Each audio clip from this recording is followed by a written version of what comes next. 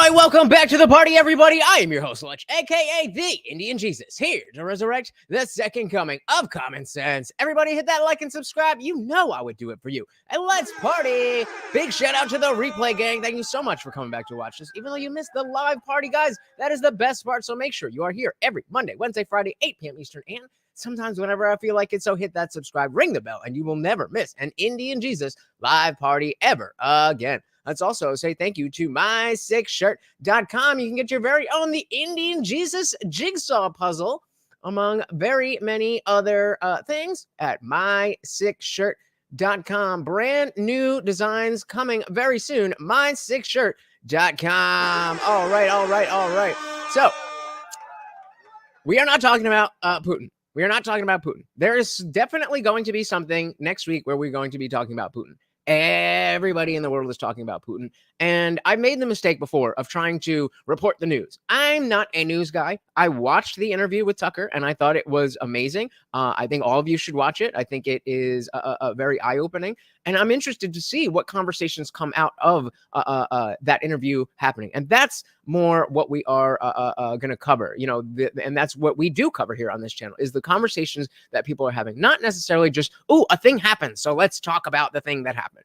There's a million bajillion channels that do that. Here, we want to foster new conversations of our own. So we will be checking out what's going on in New York City with the immigration crisis, shall we say. Shout out to Woodrow in the building. Welcome to the party. So I was going to bring some beer, but I mugged some nuns on the way to the store. Oh, come on. Don't do that, man. Haram! Can't do that. That's all right. But welcome to the party. As always, guys, if you cannot hear the video, please do let me know. This is New York City. This isn't South America. This isn't Guatemala. We're better than everyone in the world for a reason. Illegal immigrants. Close the border! Close the border! They shouldn't even be here. They should be back where they belong. They keep coming. I don't know what to do. Crime. Gray sweatshirts and a black puffer vest. Fighting each other. Yo. Homelessness. Yo! That's a little bit better than mugging nuns. They still smoking that cig. That's impressive, I gotta say. And Jews hiding in tunnels? There's inside a bunch of criminals. Such fanatics must be punished. People from across the world dream of coming to New York to chase the American dream and build a better life for themselves, including more than 110,000 migrants since last spring. Turning New York into the epicenter of this nationwide migration crisis due to New York City's unique right to shelter laws that forces the city to provide shelter to anyone who asks for it, even if that means shutting down entire schools to provide shelter for these migrants. Taking over my kid's school. I hope you feel good. Yeah, he's that piece of shit. We don't believe right to shelter should apply to a humanitarian crisis. And it was just so recently when this very man, Eric Adams, was saying how horrible Greg Abbott was for sending just 50, well, actually, I guess it wasn't him, but whoever is the mayor of Martha's Vineyard, when they did that, that was the first thing that really kicked this off. That showed that these sanctuary states, these sanctuary cities, stuff like that, is a terrible, horrible, very bad idea. And that it was very easy to virtue signal from way up north when even Southern California, but states like Arizona, New Mexico, and Texas have been dealing with hordes of people pouring over the border every single day. And, guys like him are up here saying, well, if they came to New York, then we would do this, that, and that.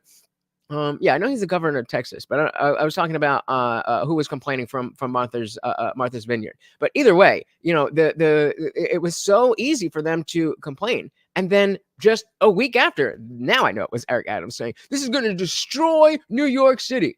And it's like, this is what we were trying to tell you guys. This is exactly what we were trying to tell you guys. It was never about xenophobia or racism or anything, except exactly what humanitarian crisis has been happening and you are now experiencing. So I think this, shout out to Tyler Olivera, who, does a very good, journalistic style. And that's the lens that I want to be watching this through is, could this have been avoided or was this inevitable?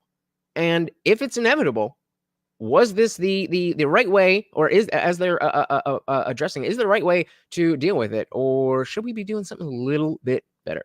The forefathers of that law did not think that one day we were going to talk about 160-something thousand people showing up at our door. But with over 90,000 homeless people already on New York streets, as the homeless capital of America, what are the So if you're keeping track, 110,000 migrants and 90,000 homeless, that's 200,000 people. long-term consequences of busing this many illegal immigrants into the most expensive and most densely populated major city in America? Where will they end up once the city runs out of resources to help them? How did New Yorkers feel about them being here? And how is the quality of life for the migrants and their families that now live here? I met up with local journalist Leroy at Viral News NYC to understand how this all began. What is this hotel? So this is actually the Row Hotel. It's a migrant hotel that's been here for about 15 months, a little longer. This is where all the migrants come to stay with families and kids. Some people have been here for about a year and a half almost. And you have to feel bad for them. They're being lied to about coming to America, and they'll get everything handed to them head and toe. And that's not the truth. And today, so that's the first point right there, is that, you know, I was going to bring it up when that lady, they brought back that lady yelling at the people on the school bus. But these people are not like awful people because they want to come here. That's certainly not the case. And precisely what we mean when we say it's not about xenophobia.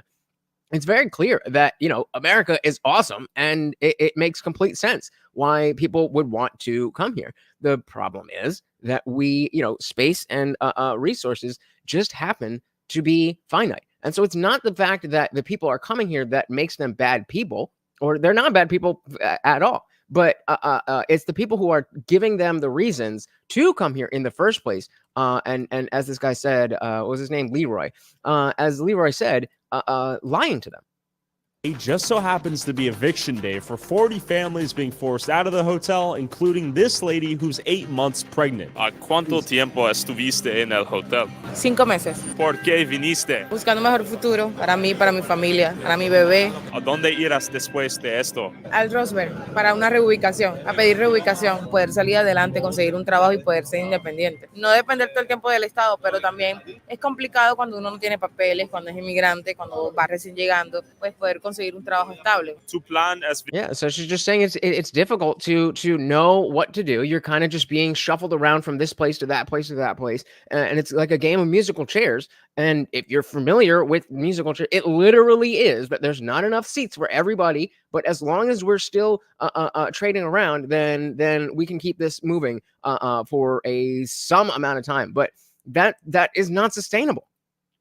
¿Vivir aquí a largo plazo? Sí, quedarme aquí en Nueva York, sí. ¿A cuánto tiempo tardó en llegar aquí? Yo salí de mi país en octubre del año pasado. Basically, the most common answer you'll hear from any migrant is that they're refugees fleeing from their home country due to some obscure threat to their life, and that they're here to build a better life. So you'll hear that all the time. But that's not what we were hearing, you know, just in the last presidency when people weren't as easily coming across the border. So why is it? It begs the question, is somebody feeding these people information so that they can say the right things to come over, quote unquote, legally? Why did you come through the border? En Colombia ahorita, en mi tierra, amenazas. Did you come here to work? He venido a solicitar asilo, no porque tengo una amenaza de muerte. ¿Qué te trajo aquí? La economía. And did you illegally enter through that border right there? No. Había una puerta abierta y pasé. Or is it based? And that's what I'm saying. Like, the guy's like, yo, it was open. I walked in. That's not on dude. That's not on him. That is on us as a country, and specifically Joe Biden. Simply a strategy these people are taught to illegally enter the U.S. without punishment. And 7 months ago, an employee that worked inside the Row Hotel said this. The migrants being in those hotels have destroyed them. There's a lot of alcohol in these rooms. Housekeeping is there. All we kids getting drunk together, whether it be drugs, whether it be alcohol, whether it be a gun. They stick it in the strollers, under the baby. But alcohol is... Gun under the baby. And it's like, what else would you... Again, this has nothing to do with race. Take a bunch of American kids, put them in a different country where they have no accountability, nothing can be tracked back to them. What do you think is going to happen? What do you think is going to happen? Exactly what we just saw. Hey, shout out to Guam Tech. Welcome to the party. Good to see. I was wondering where everybody is. Where y'all at? Say hello. Say hello if you are here. Welcome to the party. Isn't the only issue at the Row NYC. Carlos shared incident reports and internal text messages detailing gunmen on the premises, children getting drunk, and migrants stealing from local businesses surrounding the hotel. I myself have been assaulted. I've seen other people get assaulted. Threats saying we'll be. Holy shit, that's a fupa. Have been assaulted. I've seen other people get assaulted. Holy fupa, bruh. Where you nuts at? That's saying we'll be waiting for you guys outside. Yeah. And why is that happening? Because they want to get away with doing whatever the hell they want to do. Now this, and who doesn't? Again, if you take anybody of that age, anybody is 20 to 35, there's no consequences. There's no accountability. Who wouldn't want to do what they want to do? This pregnant lady should theoretically end up in what's called a reprocessing center, where migrants like her, whose 5-month stay has run out, will now stand in a never-ending line to reapply for shelter and pray that they end up in one of the many shelters that are already max capacity. You got a full line of people. Oh, it goes down the block. They're gonna process these people all day? Yeah, all day long. This is a never-ending processing center. Yeah, it goes all the way around the block. And I bet you, even in just one processing center, all the people that are physically there, if you spread them out to all the processing centers, they probably wouldn't be able to fit. Now, I'm just pulling that number out of my ass, but point being that the way that they're kind of doing this musical chairs thing is the only way that this is being maintained now. And there was the talk of being a sanctuary city was, I don't even know how long ago. And there was never a plan. There was never a plan to ever take these people in, as we can see. This is insanity. Come on, we're gonna go to the end. What's your number? 7,247. I wonder how high it goes up. 10,897. Wow. Where will you sleep tonight? En la calle. Okay. En la calle, en el tren. You might be wondering what countries these people are coming in from. Wojo says this is tactical. It's a plan. They wish to push a mind virus out to the entire U.S., especially the red states. Yeah, and that's why on the one hand, it's kind of good that these people are being sent so that the sanctuary cities and just in general the blue states are forced to deal with it and forced to accept that yes, this is a real problem. But also, they're all over now. Senegal. Guinea? Yeah. You're from Africa, yeah. How long did it take to get here? I don't know. Maybe 5 months in here. 5 months? Yeah. How long? It's a long time. Yeah. I don't know. In here. Yeah. 1 week. Oh my God. Look, it's raining today. It's cold. Yeah. I don't have a shelter now, bro. Very difficult, bro. So if they turn you away from here, where will you go to sleep tonight? Downtown. The times you got. Is your plan to live here in New York? Yeah. I'm waiting for him to ask if this is what they expected. I'm waiting for him to ask, is this what you expected, that you'd get here and you'd have to do this, that, and the other? Because, of course, the answer would be no. But if it was more of a, yeah, I knew that this was, maybe they wouldn't take me in or whatever. But I don't think that these people had any idea what they were signing up for. They heard a clip from Joe Biden that said, yeah, come on. Not obviously not saying that directly. And just left home. And now they're stuck in a place where the climate is very different. They don't know anybody. They don't know the language. They don't have any documentation. They can't do anything. And now it's all of our problems. The paperwork to get permanent housing or a job out here? I don't have a job. Nothing, bro. They don't even have work authorizations. Thank you. Appreciate your time. Good luck. Yeah, see ya. Some of these people have been waiting for 15 days to get into a new facility 15 or just days. to go through this facility itself. Like I said, They're just in the line waiting 15 days. In the line. 2 weeks in the line. To even get to the front, and then what? Be able to say, what do they say? You could stay for I don't remember what the number was, but they were saying, you can only stay for so long, and then you got to go back to this. So this is not housing people. This is not doing anything for these people. So all of those people on the left who talked about how it was xenophobic or how it was in any way mistreating these people, projection. Projection. As it always is. As it always is. human, and it's a shame. And we have to point fingers at the Biden administration for overwhelming the system. Does New York have any space left? We're done. No, we're full. Yep. The mayor. Yeah, we're just saying it's not immigrants, voters. The people who voted these politicians, these policies in, will get tired of the chaos and move. They will then settle different areas of the U.S. and continue to vote for the same policies. Hopefully, this is big enough. That's what I was saying about the good part. Hopefully, this is a big enough shake to the system that people see, okay, it's not about racism. We really just can't have this many people here. But I don't know. Mayor's been saying we're full months ago. And you stick a facility like this in a residential area, people are pissed. These are all houses. What are the locals Yeah, that and what's the? It's like a meme about how much people pay for rent in New York City, and so you're living living here. Let's say you're living right in this apartment right there. The nice brand new window here, and you pay, God knows how much. You pay $2,500 a month, and it's a studio with a bathroom or something. And then you look out your window, and you see hordes of people who not only are getting all this stuff for free, but the government is giving to them on your dime. live here think about their neighborhood being turned into a homeless migrant hotspot. How long you been out here? I've been here about 15 years. Do you think there's enough space to help everyone here? There's never enough space in New York City. Do you think in some ways they're competing with the local homeless population that already needs housing potentially? I was just going to say that, as there already wasn't enough space for the American homeless people. Why would you think that doubling that number would do anything good? It seems that would be likely. Breaks my heart to see them lined up in the rain and the cold with inadequate jackets. But this is a better class of people than most, right? They got here. They're determined. They're decent. You take a group of young men this size. And that's what I'm saying. And I mean, we can definitely talk about why they are bringing in people who are not horrible people. What do they plan to use these people for? But we can start at the agreement that they're not bad people just because they want a better life. That doesn't make it okay. That doesn't make there more space appear, more resources appear, more money appear.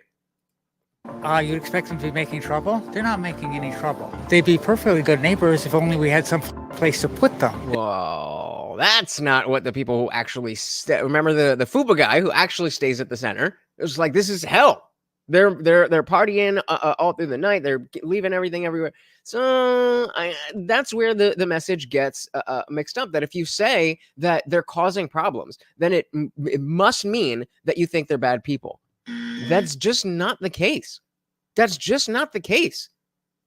If they are doing bad things, then there's reason to not want them around you in general, and specifically in this context, not in our country. There's got to be some sort of border control, but I don't know how to do it in a humane fashion. It's a government disgrace. This is litter. I've been trying to train the migrant immigrants to put their litter in a container, and it's here. So, and I don't know if you noticed, but the container is right here. Just another grain of sand on the heap of why this is a terrible, horrible, no good, very bad thing. Context said it's not the people that should be considered the problem. It's the government that allows it to happen illegally that needs to be blamed. Bingo. Exactly. I'm cleaning this up now. For the most part, they're good neighbors. Are causing a lot of garbage on our street, but I think the mayor needs to spread them out and not dump like 2,000 people in one area. We met one guy who dumping 2,000 people, sweetie, that is spreading them out. That is spreading them out. That is the scope of this problem. Sending 2,000 people to one neighborhood is spreading them out. Shout out to Soil too. So welcome to the party. Good to see ya. Welcome. Spread them out and not dump like 2,000 people in one area. We met one guy who came from Peru. He has a family back there. He's an expert welder, an expert baker. He couldn't get any paperwork until a kind lady sponsored him because they can't use an address to get. How horrible. How horrible. You couldn't get anything from our tax money from our tax dollars, from our country, without getting somebody who pays into that system to sponsor you. How dare you? Sounds like a good idea to me. Get their paper. When do you think this ends? Never. I don't think it's going to. I think they've decided to make this a permanent emergency shelter. There's already mad homeless people out here. Now you just bringing these people out here. Come here with a working visa or don't come here at all. Come here with a working visa or don't come at all. I mean, I don't know, I'm not one to look and judge that, oh, this is a Mexican guy or whatever, but it's certainly not a white guy. So yet again, it is not about racism. It is strictly about keeping our culture, our nation together. Shout out to M169 in the building. Welcome to the party. So one wonders what her reaction would be if she realized that 2,000 in one area is spread out. I don't know. I don't know. Because that shows how, I don't want to say ignorant, but how unfamiliar with the scope of the problem she is. And again, I'm not expecting everybody to know everything about everything. But going back to what Guamtech said, it's the government and the media arm of that government that has allowed so many Americans to think that, one, it's bad to have a border, it's bad to enforce the border, and it's good to allow this to happen. And it's just not there. Shout out to C. Therion in the building over on Twitch. Welcome to the party. Said, how many cultures are there in the United States? That is a very good question. I have no idea. There's definitely multiple. But if your question is going to the idea that we want people to assimilate into American culture, I would say, despite the fact that there are many different cultures within the United States, there absolutely is a United States American culture. As much as that might be thinning out, that definitely is there. But welcome to the party, C. Therion. Guamtech said, of course, it's the already struggling working class who have to convince themselves to not worry about their neighborhoods. Maybe some higher class neighborhoods with armed guards could help the problem. Yeah, but they ain't going to take that shit. Like, oh, hell no. We've seen the videos of these upper class or at least upper middle class liberals who say that they're in favor of this. They'll go. They'll somebody will knock on the door and be like, "Oh, you're in favor of this, that with the immigration and da da da da." And they're like, "Yeah, of course."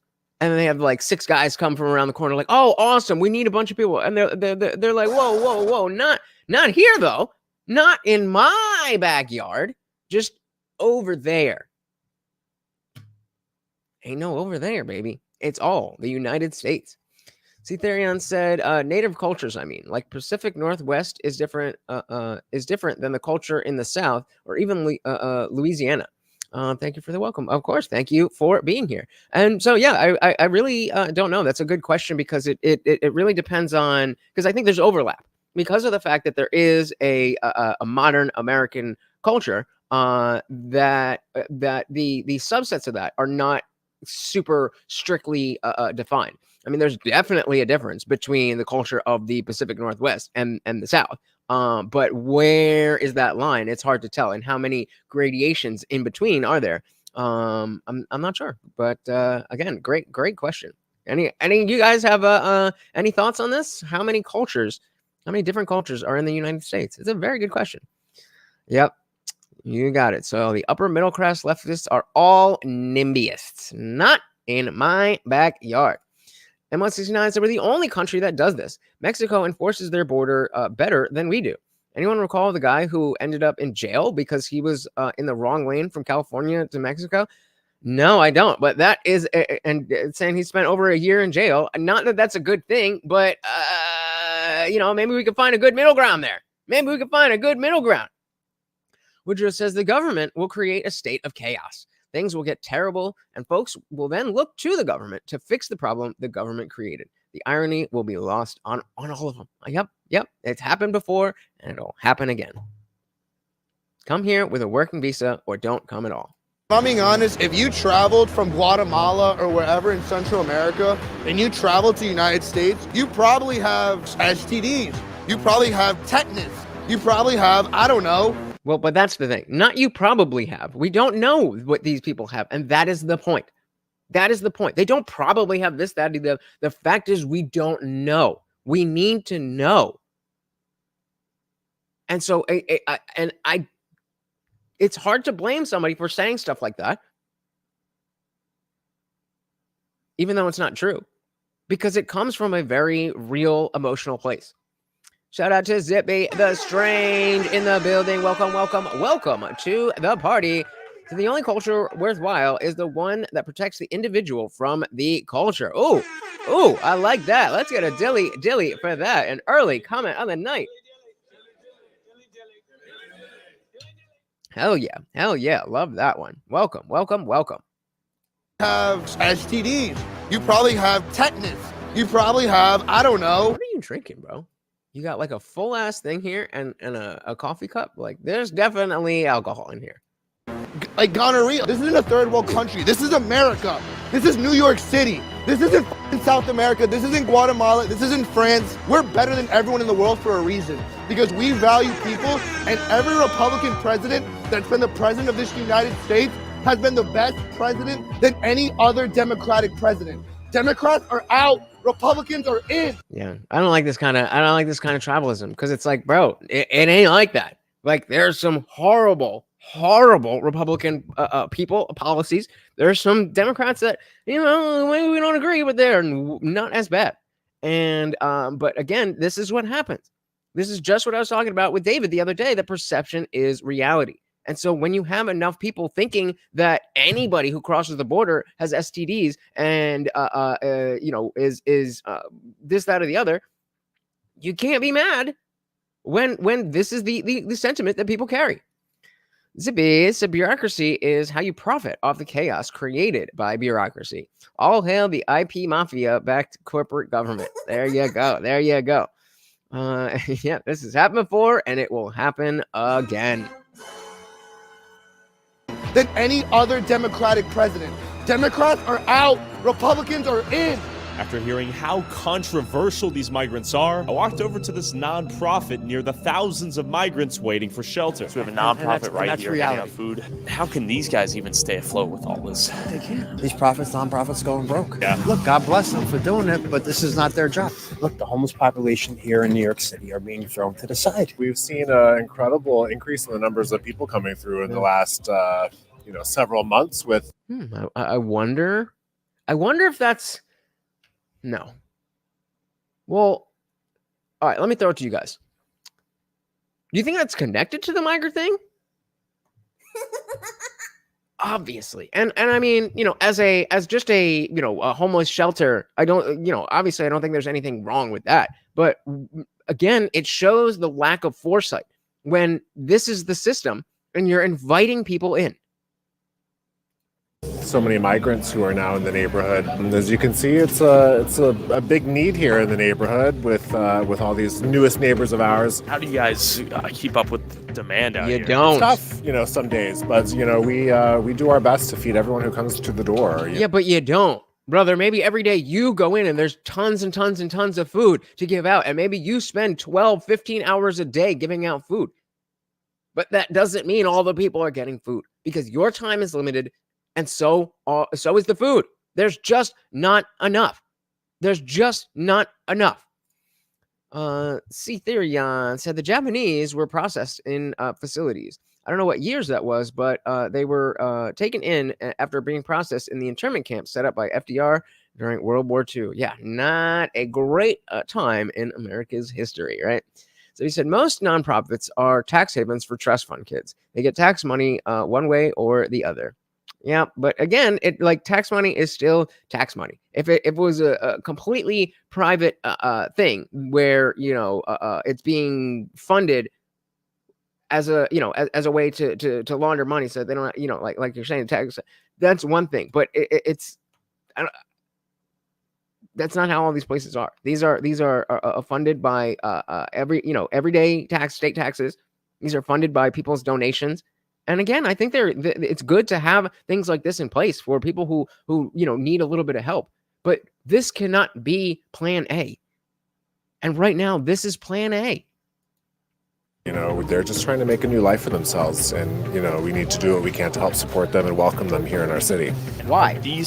Why do we need to welcome them here in our city? We certainly don't need to be mean to them. We certainly don't need to call them names. But why do we need to welcome them into our city? Well, not our city, but you know what I mean. Why would we welcome them? And yeah, that's a big difference. The fact that they were American citizens, Japanese Americans. That's not at all what we're talking about. Good point, Zippy. People in sort of competition in any way to the local homeless population? We certainly don't see it that way. Okay. You know, we come with an attitude of abundance, that there's enough for all. But there's not. Exactly what I just said. Exactly, Woodrow. Exactly. Every day you go in and the food is there to give out. So you're like, oh yeah, we're doing a great thing. But all you're doing is creating more of a bottleneck where, okay, now everybody in this neighborhood has to deal with all of that. Shout out to Virgil Kane, all the way over from Manchester, England. Welcome to the party. He said he's tired tonight. All right, fair enough. Just make sure you hit that like button. Very much appreciated. Welcome to the party. It's just a matter of allocating resources so that everyone gets fed. But this attitude of abundance appears to be mathematically impossible. As I walked past another migrant shelter that had reached max capacity, with countless migrants waiting in the cold rain for shelter that does not exist. What is this? This is a migrant shelter. How many people is it housing right now? 4,000. 4,000? We try to keep them calm because some of them are a little violent. So tell me about that. I see people showing the badges as they come in. Right. What's going on the inside of this place? Well, if you don't belong here, you can't come in here. They don't belong here, so they have to stand outside or wait for the... None of you belong there. What? None of you belong there. Grunting said, speaking of trust fund kids, it was confirmed today that Hassan is a literal trust fund baby and a little baby. And Bosch was confirmed to be a PDF file. Take the culture war wins where you can. I mean, I definitely won't celebrate anybody being a PDF file, but if he already was, and now we know for sure, dilly to that. I can't wait to hear and read and watch about that. That is gonna be fun. So yeah, so we say, I'll dig at the 501(c)(3) scam, but the whole system is broken. It relies on broken parts to function. We'll have fun with 501(c)(3)s. They're kind of a mess. Yeah, I mean, hey, if you can get it, then get it. But it ain't working the way it is supposed to. Thank you, Virgil. Appreciate it. Well, if you don't belong here, you can't come in here. They don't belong here, so they have to stand outside or wait for the So these guys can't get in. Right. What do you mean they don't belong here no more? They have 30 to 60 days to be at one spot, and once the 60 days is up, they have to go back and re-register all over. So that was the you spend 15 days waiting in line, block around block for 30 to 60 days inside this place, and then you get kicked out and have to go back and wait online. It is literally musical chairs. How long can they keep this up? Because guess what, guys? It's only getting worse. It's not like people are leaving. There's only more people coming. What is the plan? Why have we not heard anything about what is the plan moving forward? We're doing our best, and this is going to take down New York City, all right? All right, Eric Adams, so what is your plan? Because if you don't have one, you should be stepping aside for somebody who does. The local homeless population allowed to live in these buildings, or do you have to be from out of the country? To be like a migrant. Of course. Why would you be allowed to stay somewhere that non-citizens are allowed to stay as a citizen in the country where the non-citizens are staying? What? Come on, man. Woodrow said, musical chairs has a logic. This is just an exploding clusterfuck. Yep, pretty much. Interesting. It's messed up. This building right here. This right is families. The next one is single male and females. The next one is families. They pretty much took over the whole area. Where are you guys from? Senegal. How long did it take to get here? Is your plan to live here in New York City? And so if you're not realizing what he's having to do, and he's obviously cutting it out, is having to speak into the phone, get it translated, let it play for them, let them respond, translate that back into English. And, not going well.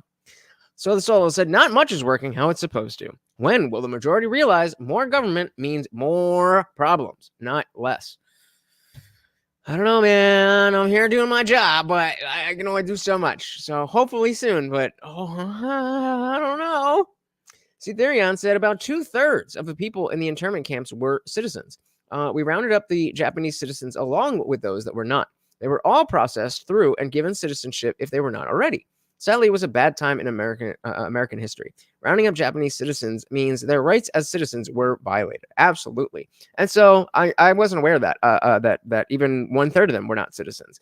And I mean, I guess just in terms of politically speaking, that does make a little bit more sense. I'm not saying it's any more okay, but if that were the case here, and most people were citizens, then this wouldn't be we would never let that happen again.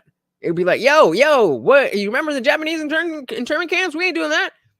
But because they're not citizens, because they don't have any papers, because we don't know who they are, then it's unprecedented. We don't really know what to do, which is why they never should have said, "Hey, we know what to do. We'll be a sanctuary city." Libby said Democrats do not have a plan, and Republicans' plan is nope. As much as I'm a grumpy cat, nope is not an answer or a plan. Agreed. Yeah, I mean it's as much as we can point to the Democrats for causing this. I'm not hearing any solutions from Republicans either. The foreseeable future. Oui. Do you have the paperwork, be able to work a job here? No, pas encore papier. Nope, I'll just go to any restaurant and wash dishes. ¿De dónde están? De Venezuela. What did you guys come here looking for? Una nueva vida, una nueva new life, a new job. Okay. Para mi familia. What is going on in Venezuela that caused you to leave? Por el presidente que tenemos que no es demasiado malo y tal. No hay trabajo ni nada. Where are you sleeping right now in New York City? Aquí en el refugio. Por los momentos estamos aquí en el refugio, pero ya se los va a vencer, no hayamos por dónde agarrar, no tenemos dónde buscar, no tenemos un refugio permanente ni un apartamento, nada por el estilo, por no tener reales para uno. Gracias. So this raises the question, like, and this is a genuine question because I don't know. How much better is living like this than where you came from? You're saying the money was bad. There's no jobs, but you don't have any money or a job here. And now you don't know anyone or speak the language. And so again, that goes back to, these people were probably lied to and told that, yeah, you just walk over the border and they give you a job. Nope. Por tu tiempo. Do you think the situation here in New York has become worse than where some of these people are from, or no? At this point, yes. Some of the Africans I spoke with, they tell me it's better back home. Right? They're selling pants. So people are doing whatever they can to make money out here. Of course. He's selling tea right here. How much? $1. I'll buy some coffee. Here you go. Capitalism, baby. That's capitalism. Not all of these people are bad, and most of them are probably good people. That's not the point. Creating opportunities for themselves. I respect it. With insufficient papers to work a real job and rapidly depleting shelters available, it's no surprise the migrants are doing whatever they can to survive, with some alleging they were even employed to dig secret underground tunnels under a famous Jewish synagogue. Bruh. That was so weird. True, they found some secret tunnels in the Jewish. They were asking me about that. I just know that there's tunnels and that there's this one video of this guy coming out of the sewer. What is this? Look at them all. Oh my God. Jews, they're getting some bad PR lately. Where's this guy going, dude? To get a rebate. Yeah, a rebate. I want to fix this tonight. They need the truth. We don't do that in America. Here's what they're doing is they're saying the 770 tunnels were used to traffic kids. Wayfair all over again. MLC9 said 5 or 6 years ago, when the numbers were more manageable, maybe we could have more easily processed people for citizenship. But this is untenable. Debbie said in the U.S., more healthcare, more food. Just look at how well the homeless can live here. And I mean, I get that. But if we're talking about the like, when we're talking about the homeless, that really is the bottom of society. And so that Like, I would be very surprised if these people were willing to go on months-long journeys to get the American version of homelessness. Number one, it doesn't really seem like the type of person who is going to remain homeless for a long period of time is the same type of person that's going to, pick up and go anywhere else, especially if you're homeless in a cold place. Because if you're going to be homeless in a cold place and you're going to pick up and move, be homeless in a warm place. So that's one thing. And so, yes, if these people were homeless in Mexico or Venezuela or wherever, and they're like, if I could just be homeless in America, then that'll be better. Okay, that makes sense. But how is that a better life? How is that sending money back to your family? I don't think that's what it is. I'm not disagreeing with you. I'm just questioning. I really don't think that this is what these people expected to come when they got here.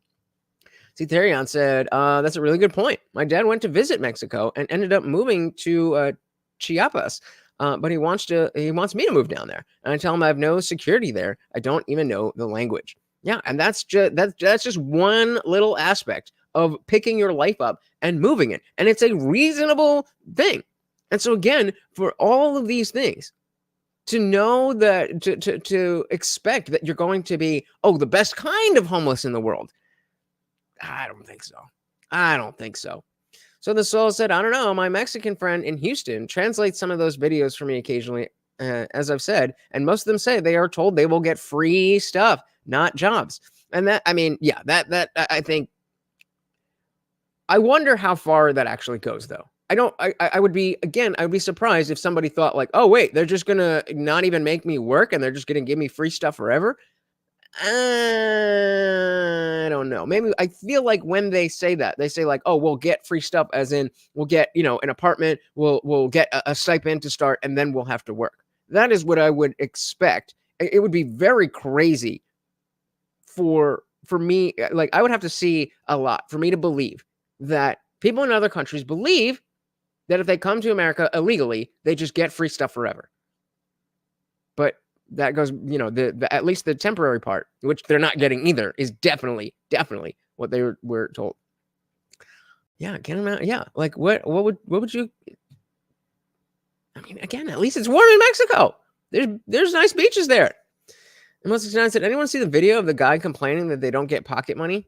Not specifically, but I'm not surprised. It's what was it? There was some luxury hotel that they were staying at, and they had to move the people, and they were like cursing and flipping the bird at the cameras and mad that they couldn't stay in this luxury hotel. And so that's what I'm saying. That's what I think these people were expecting. Maybe not, like I said, maybe not forever. But they were expecting to get a stipend, a home, a job, and a way to live, when that was never anything that we could have even close to promised.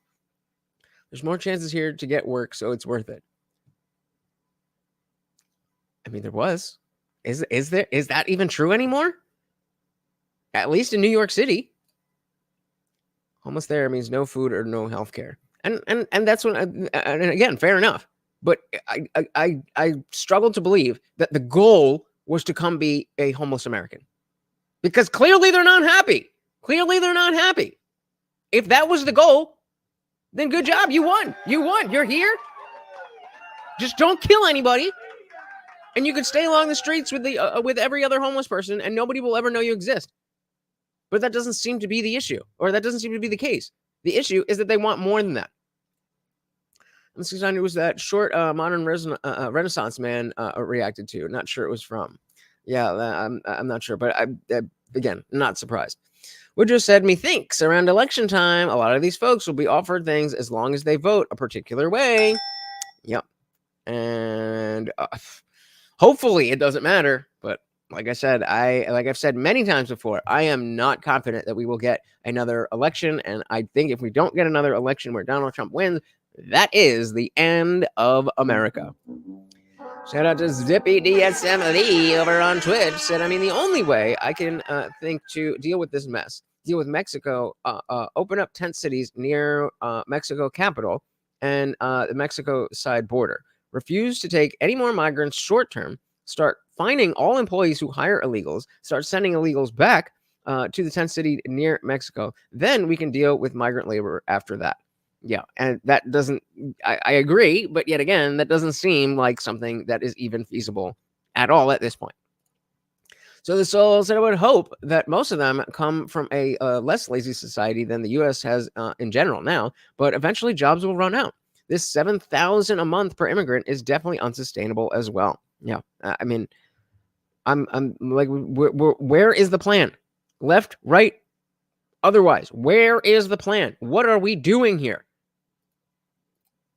Here's what they're doing is they're saying the 770 tunnels were used to traffic kids. All kinds of crazy rumors saying there's blood on the mattress that was pulled out the wall, like all kinds of crazy.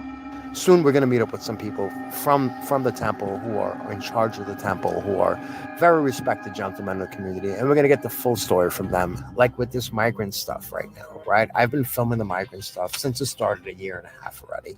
Unfortunately, the mainstream didn't want to cover it, and the reason they told me is because it might create xenophobia, right? Oh no, xenophobia? The only thing worse than xenophobia is a bunch of fucking people in your city that can't live. Right?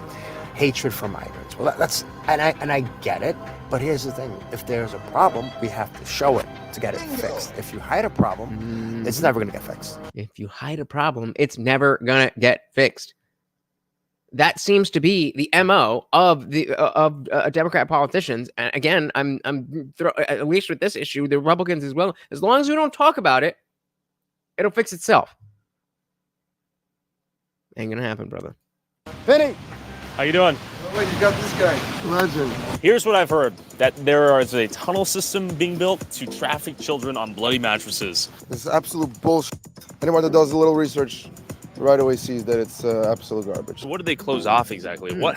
So what you're saying, they claim that the tunnels were dug out in the past 6 months. It's like, yeah, and I'm a Chinese jet pilot. I don't actually know if you're a Chinese jet pilot, but I'm going to assume, based on context clues, that you're not a Chinese jet pilot. And I didn't really look super deep into the story. You know, like I saw what it was. I saw some of the videos, but that definitely did not look like a 6 months project. However,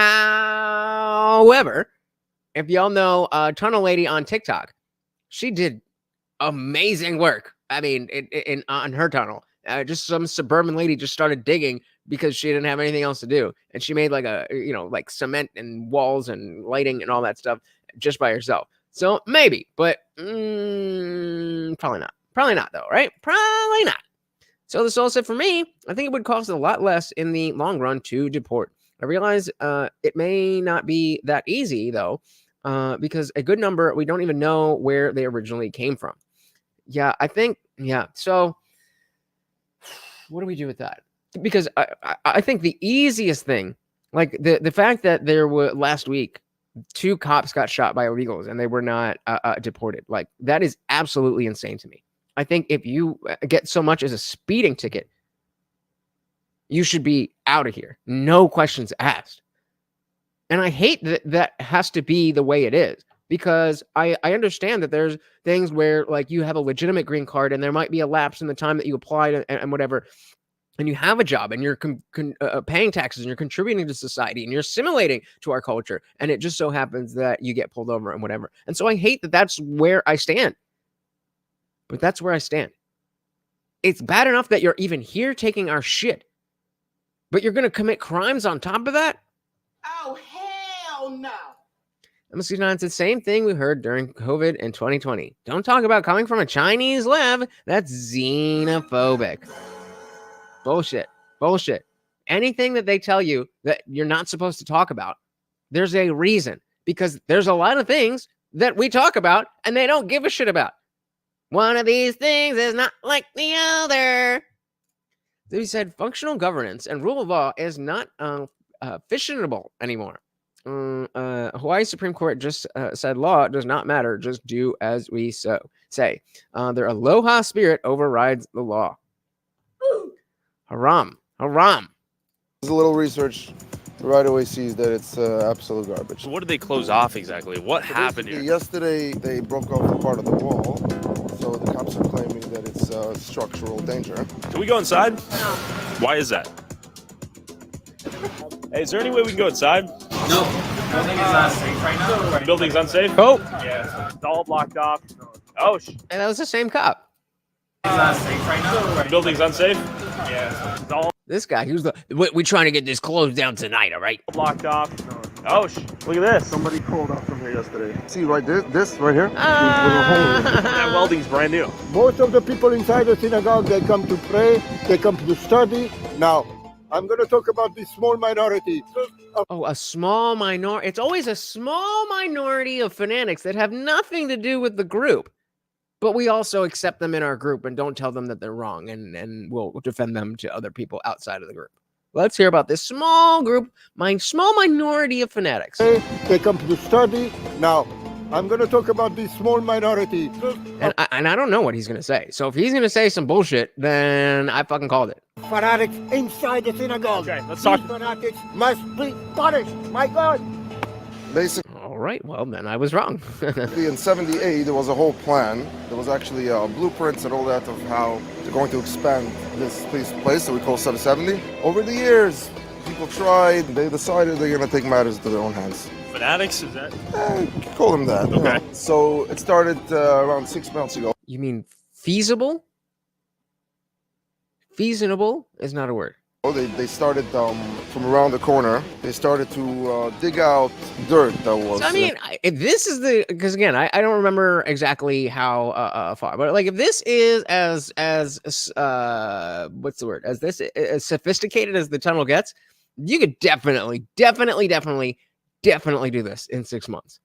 So I find it odd that Mexico is letting them in here and through our through to our border. What resources are? Ooh, that's a good question. I did not even think about that. Not even for a second did that ever cross my mind. Are we paying for that with our tax dollars the whole way? Something is up with that. Yeah, that's in. I didn't even. Where I need to get that. Where's the fuck? I don't remember the show's name. Jesus Christ! I was trying to make a joke, and now I don't remember the fucking thing. We're too deep now. I gotta find it now. The UFO show. The X-Files. There we go. Okay. The X-Files. There we go. There's something up with that. All right. That was the joke I was looking for. Sorry. But yeah, no, that's a great point because we know that most of these people coming across our border are not of Mexican descent. So they're coming from other countries and they're getting into Mexico as non-Mexican citizens. You just broke my brain, Soil. You just broke my brain. See, the internet said USA, baby. Yeah, I don't know. That's a good one. That's a good one. They started from around the corner. They started to dig out dirt that was in underground. There's no human traffic going on. Sure. Right? So it's them trying to expand the church. Yeah, that's all it is. After witnessing Is it though? I was going to do it again, but I already had that. Some unique ways the local community was employing the new migrants in town, Leroy's informant told us this. Well, I just got tipped off that migrants that were housed at Floyd Bennett Field will be moved into a fully operating school because of weather conditions at Floyd Bennett Field. It gets really windy at Floyd Bennett Field and the rain comes down and the place floods. The city has no more room and New York City is housing migrants. And also it's a school. It's a school. So I mean, we already saw that from the trailer that lady was yelling. And actually, if you didn't see it, we'll stop back in. I'll address it when we get there. Let's grab some comments here real quick. M169 said, I think someone like a Soros is behind funding this migration. If they were hoofing it all the way without help, they'd die. It's happened before. No, I don't. I mean, I that sounds like you're correct, but let's not assume that everybody who is making the journey is getting here, because that's definitely not the case either. Which is another reason why lying to them and telling them that you have free stuff here waiting for you is very bad, because then you go on a journey that could kill you. Crazy, right? Teenage Mutant Jewish Rabbi. Which says, didn't some infamous Islamic terrorists get into the country through Mexico? Which one? Which one? I'm sure that there's at least hundreds, at least, between Hamas and Al Qaeda and whatever else. There's got to be at least triple digits. So this also said absolutely no schools should be used as shelters. I completely agree. I mean, I don't know how you could disagree with that, especially when you have there's just other things. What about, are the football stadiums full? Again, not that it's free or cheap to do that, but at least we're not displacing children. We already went through 3 years plus of destroying the development of Generation Alpha and Gen Z as well. Let's just do one more, right? Ain't no big deal. Ain't no thing. We're just fucking up the children because we don't care. Zippy says, yeah, what you said. I can't spell it.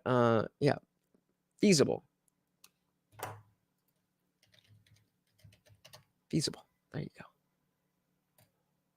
My gift to you, friend. Did I miss something? Oh, yeah. About the terrorists. Yep. Oh, wow. He was threatening us on the news. Wonderful. Aren't we such racists for talking about this?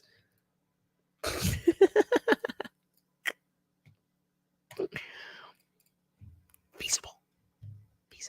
Place they have space. Now we have to empty out a whole school of kids to house thousands of migrants. Let's talk to some parents who are probably pissed off. Got laundry tools and services going to be used for the migrant situation here.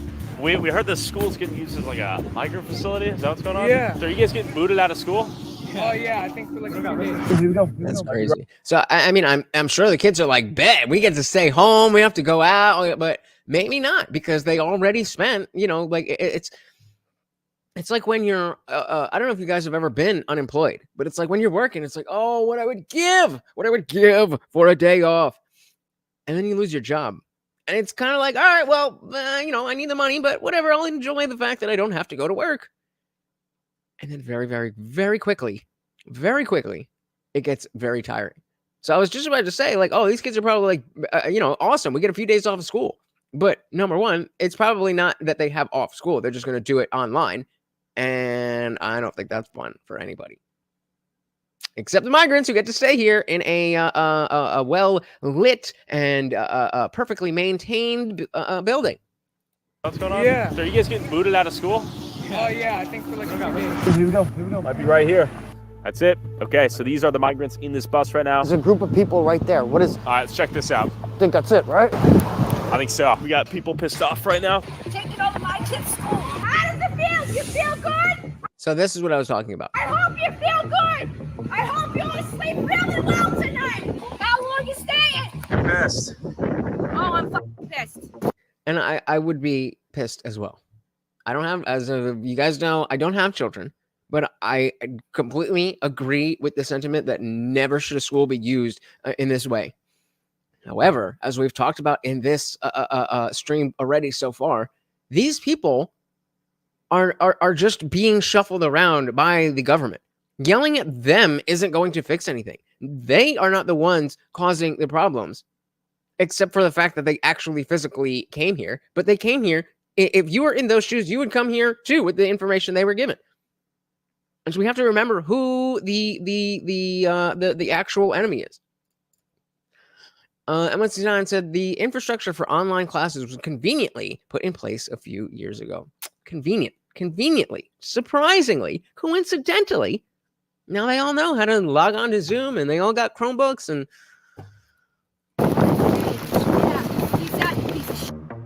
Everything for free, right? Everything for free. Think you guys are staying for a while, huh? And see, that's what I don't like, because it's like, bitch, you wouldn't take free shit.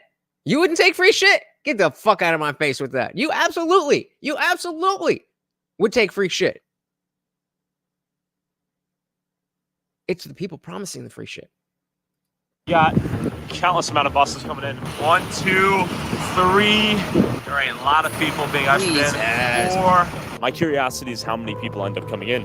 1,900. Yeah, that's a lot. How many migrants are in New York City right now? Around 160,000, growing every day. Growing every day. Growing every day. This is not like something like, oh, now we have to deal with this problem. This is the nice, quiet before, you know, the what do they say? The calm before the storm. This is the calm before the storm. This is not the worst of it. This is only the beginning. 60,000 are in the care of New York City, which means they're in New York City facilities or shelters or hotels.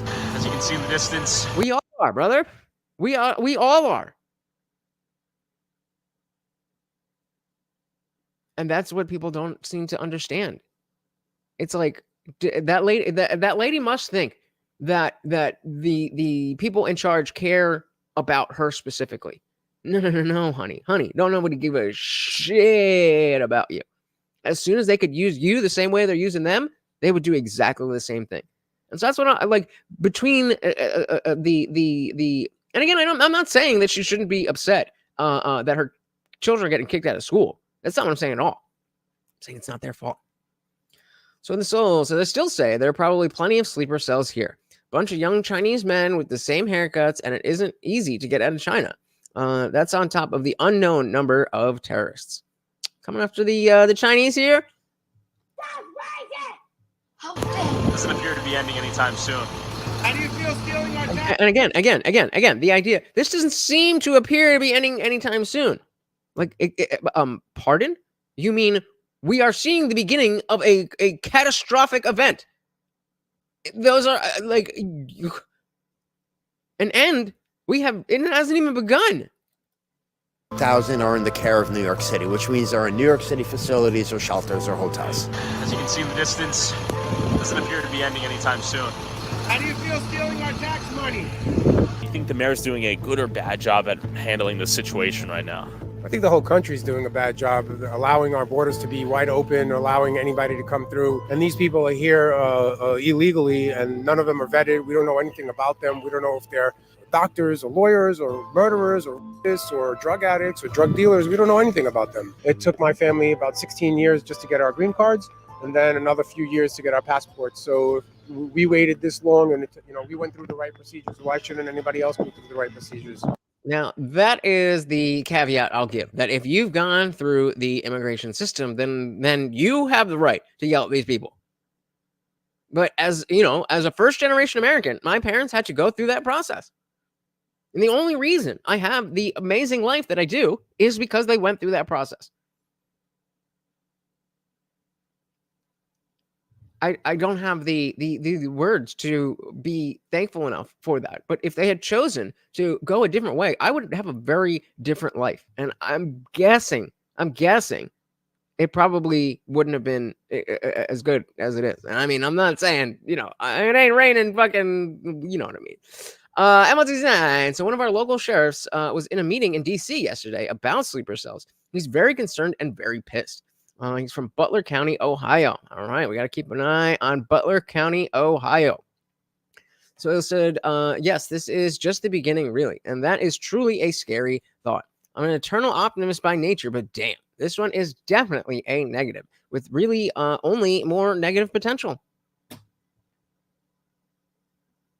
And I wish that I had a response, but it's like, it's not just me. It's nobody has a response to this. Why hasn't the conversation been had? It's not like these sanctuary city leaders didn't know that there was an immigration problem. Now, the voters certainly didn't. They're like, oh, yeah, well, we need to be nice and let people, they just want a better life and we can't be xenophobic. Whatever, fine. If you're a Democratic voter and you didn't expect this, I don't blame you. I mean, I kind of do, but I understand. But the politicians absolutely knew that this was always a possibility, especially when they started saying and politicizing the issue. Because even under Obama, it was a bipartisan thing that we have to have, a strong border. And just in the last less than a decade, it's become a complete split. And who has that helped? Just the Democratic Party and a bunch of people who are not part of our nation. What do you think the solution to all of this is, if any? Mass deportation. What's your biggest concern as a parent out here? My kids deserve to be in school. They deserve to have an education. How do you think this ends? The parents got to be here in the pouring rain like me. I just left work. They're having a parent conference Zoom meeting at 7 o'clock. You think they're going to allow us to say what we want to say? They're not going to allow us to say what's on our minds. We're paying for them. Our tax dollars are paying for them, but my kids have to stay home. This is crazy. As nearly 2,000 migrants entered their newly converted shelter during the storm, you might be wondering where New York's local homeless population. All right. Well, Twitter is not letting me sign in. Awesome. Paying $8 a month. Goes to survive in situations like these. So right now I'm going to take you guys to the famous Penn Station, where unfortunately we have a lot of homeless people. And right now we're about to see how many homeless people are sleeping in the subway, how many migrants are using this as a bed. Let's take a look. Here we go. Come on. It's unfortunate that people have to live this way. You sleeping out here tonight? Can someone put just any link to Twitter in the Discord? I don't know why it's not letting me sign in. Like, I'm literally streaming to Twitter right now. It's me. Anyway, I missed that. Let's back this up a little bit. The famous Penn Station. Oh, Penn Station. That's where I got arrested for the third time. Oh, quick story time. I was going to MSG to see Above and Beyond, the EDM trance duo, trio, whatever. And it was a special event. So I'm going to the event, and instead of just printing out my ticket, I'm like, no. I want a hard ticket that I can keep as a memento. And so I'll just get it at roll call. Not roll call, at where you go in and you show your ID and they give you the ticket there. So I obviously I'm gonna sneak a couple joints in. And I go in, I go through security. They're in my sock. We're good. Patted down. Good. I go to the window and they're like, oh, no. For your section, you got to go around to the other side of the building. I made the biggest mistake that you can make trying to sneak drugs into an event. I took the drugs out before I got into the place that I was going to be. So once I got past security, I was like, oh, bet. I took everything out. I put it in my pockets. And then they told me I got to go around to the other side. And I walked outside. I'm like, oh, shit. I got the stuff on me. So I'm like trying to be super slick. And if you're not familiar, MSG is on the same block as Penn Station. And I'm right there. And I'm like, all right, let me just find a spot. And I'll just duck down real quick, pop it back in my sock. All right. So I go down, and by the time I'm coming back up, I see two dudes beelining it for me, and they were plainclothes. So I'm assuming I'm about to get robbed. So I just book it, and they're like, oh, and they show a badge, and it was a very, very, very, very weird feeling to be happy that I was about to be arrested instead of about to die. Just a little story time. Shout out to Hawkeye Pierce. Welcome to the party. Said immigrants in the U.S. as a group are arrested less by police than native-born Americans. All right. Welcome to the party. Good to know. Guamtag said, just homeschool your kids, lady. They'll be better off anyway. I know it's not necessarily an easy thing to do, but what else do you have to lose at this point? Exactly. This is and this goes to the idea that we want to like a tweet. I meant so. Because that's what it's bringing me to, just regular Twitter. I want to go directly to a tweet and see if it goes there. But yeah, exactly what we're talking about. All these issues feed into each other, and so especially when October 7th happened, and we could see the divide of how we had a bunch of leftists supporting Hamas. Then you get to see that like these issues don't exist in a vacuum. They all are connected. They're all connected. The Theron said, in general, there are two camps of thought, either liberalize or crack down on immigration. My issue with the crackdown approach and mass deportation is that actual citizens will probably get caught up and deported as legit citizens because of stereotypes. As far as liberalizing, there should be a way for them to pay tax into the system, just like everyone else. Why would you get, if you have a birth certificate, why would you get deported?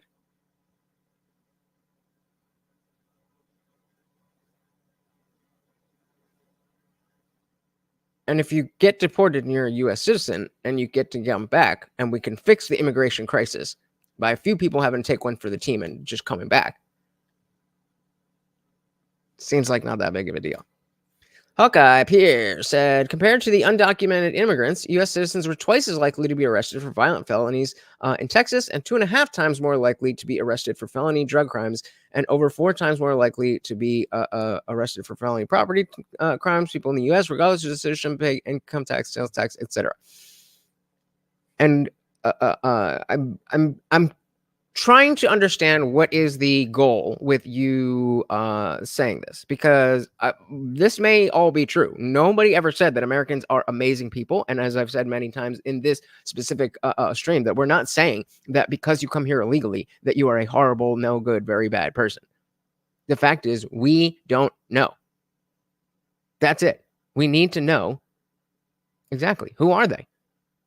The people who come here illegally. They are the people who come here illegally. Who are they? We don't know. That is the problem. Unfortunately, we have a lot of homeless people. And right now we're about to see how many homeless people are sleeping in the subway, how many migrants are using this as a bed. Let's take a look. We are. Come on. It's unfortunate that people have to live this way. You sleeping out here tonight? Yeah. You think there's enough resources for the local homeless population out here? Like what? I'm clicking on a tweet. It says your account may not be allowed to, like, what? I hate everything. Out here tonight? Yeah. You think there's enough resources for the local homeless population out here and the migrants right now? Okay. There's enough space and food to go around? Yeah, as you sleep on the floor of a train station. Okay, what do we got from M169? I'm showing you something now. Hold on. What are we doing here? All right, let's do this and volume.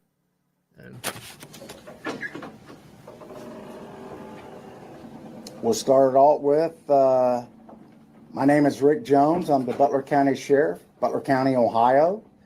I just came back. American citizens do.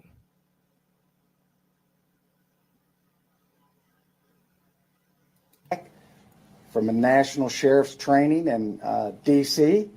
2 days ago. We were briefed by the FBI director, Ray, the director of the FBI, and several federal agencies. There's 3,300 sheriffs in the United States. The President of the United States refuses to meet with the sheriffs of the 3,300. We have a hierarchy. We have a president. We have a vice president. President of the United States refuses to meet with the sheriffs. Okay. He also refuses to meet with the police chiefs of the United States. I did see that. They have a hierarchy also. He refuses to meet with them to talk about border issues or talk about crime that's going on because of the border issue. We were also told by Mr. Ray, the FBI director, that there are more red flags going off now than before 9/11. Okay? That's when I say red flags, meaning people that are here in this country that are wanting to do harm to us. We were also explained we're bombing 2 countries right now. Yep. 2 countries. And they're very happy about it. Not like us before this started. Oh, really? There's thousands of people here from other countries, 160 different countries. They're here not to be our friends. Some of them are coming because they're wanting to come here to the best country in the world, the way we see it. Some are coming here to do harm to us. And we were told by the FBI director, it's not a matter of if, it's a matter of when. Mm-hmm. We were also told 5 sheriffs went doors. All right. So yeah, I mean, it is very clearly a problem. So Hawkeye, you don't seem to understand that, like, just because Americans commit crime doesn't mean that we don't have an immigration problem. 2 things can be true at the same time. Just because Americans commit crime doesn't mean it's a good thing to bring in a bunch of people who also might commit crime and might not, but we don't know. If we already have a population where we know who they are and they're committing crimes, than to think that it would be a better situation to bring in people that you don't know. I don't know what to tell you. C-Therian said there have been other times in history as well that the U.S. government deported their own citizens. Again, I mean, at this point, that doesn't seem to be bad enough that if some people accidentally get deported and then get to come back home, that we should not end the migrant crisis because of that. I'll be first. Take me out. I'll take one for the team. Send me to Mexico. I'll be back in a goddamn day. What are we talking about? Like said, one, it's videos like these that I actually wish we had resident leftists to join us and give an idea on why so much illegal immigration is a good thing. Well, Hawkeye seems to think it's great. Gonzaga said, two, I really don't see anything outside of ideology and weak arguments for cheap labor or asylum. Yep. Yeah, it wasn't a lecture, brother. It was a press conference. What press conference do you have? Have you ever seen where people are bringing out statistics of this and that? And that's not what a press conference is. You're trying to. I don't know why. I don't know why you're trying so hard. So maybe let's go with what Colin is saying here.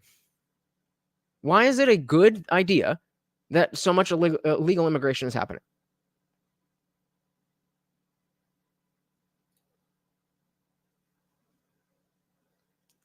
What's not needed? Providing any, it's not, what's not needed? And again, we're back to xenophobia. All right. I mean, if that's all you can understand, that it's either xenophobic or it's not, then we can't help you, brother. Sorry. All amongst New York City. Enough space and food to go around? It's $600 trillion something all amongst New York City. So, are you homeless out here? Yeah, I love it. I've been out here 21 years. 21 years on the streets? Yeah, I love it. What's your name? Chris. How'd you end up out here? Doing drugs. Doing drugs? Like crystal meth, K2. Okay. I had a pretty good life, before this, but being homeless, it ruined my damn life. It ruined my life, man. You get booted out of here when you try to sleep? A lot. Yeah?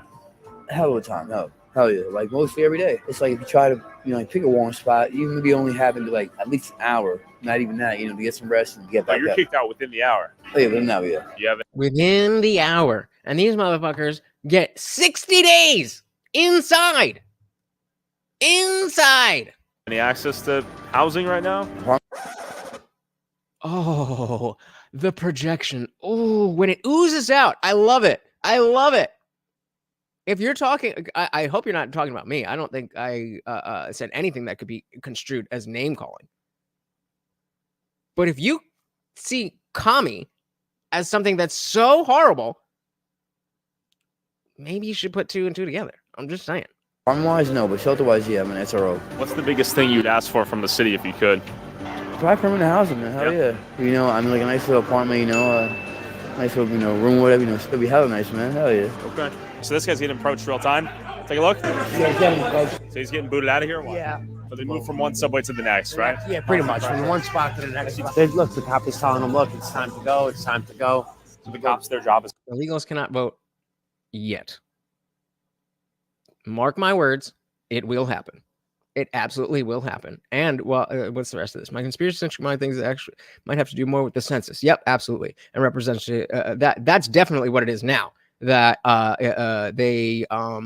it's to get more people in Congress. But it definitely will get to the point where there's enough people here that they are a block. And then they have the support from the people who just, it must be xenophobic if you don't let people from other countries vote in our elections. It will happen. It will happen. Say, get out of here or what? Yeah, pretty much. But the migrants are sleeping in the school tonight. The migrants are sleeping in the school, a nice one. Yup, you got me, bro. Oh, shit. What a dunk. Oh, yeah, bro, you got me. Oh, shit. The people who are advocating them coming here. First, you advocate that it's xenophobic if you don't let them come here. Then you advocate that they are allowed to be counted on the census. Then you advocate that Hawkeye Pierce. There you go. There you go. One school with a cot and sheets. Dude, just on the floor. So we've seen a lot of this. People just do. Yeah, right? Good catch, Woodrow. I missed that. He specifically said, okay, why is it a good thing? From the guy who said, where's the source in the press conference? Good answer. Good answer, Hawkeye. Brilliant, brilliant man you are. Good catch, Woodrow. Pretty much. But the migrants are sleeping in the school tonight. Migrants are sleeping in the school, a nice warm school with a cot and sheets. They're just on the floor. So we've seen a lot of this, people just doing their best to get some rest out here. Yeah. And it seems like that's the best option in this weather. These guys need serious help, and it starts with mental health help. Sure. And as midnight approached, the cops shut down an entire section of the subway station, and the remaining people relocated to one spot. So now it's asked and answered. You. Instead of having them all scattered around, you have a concentration of them in one area. It's like The Walking Dead at times. What drugs are being used out here? K2, crack, heroin. Oh, Trank out here? Everything. I mean, he's having a good time over here. Good time by himself. He's having a party. Coming our way. Yeah, See what happens let's see here. what happens. Hi, guys. How you doing, man? How are you? Doing good. Awesome. It's nice to see you. Hey, good to see you. Hey, you have a good night. He's a nice guy. Nice guy for now. So I said mail-in ballots will be sent out to the bridges and people will actually live there at that point, and voting will be unchecked.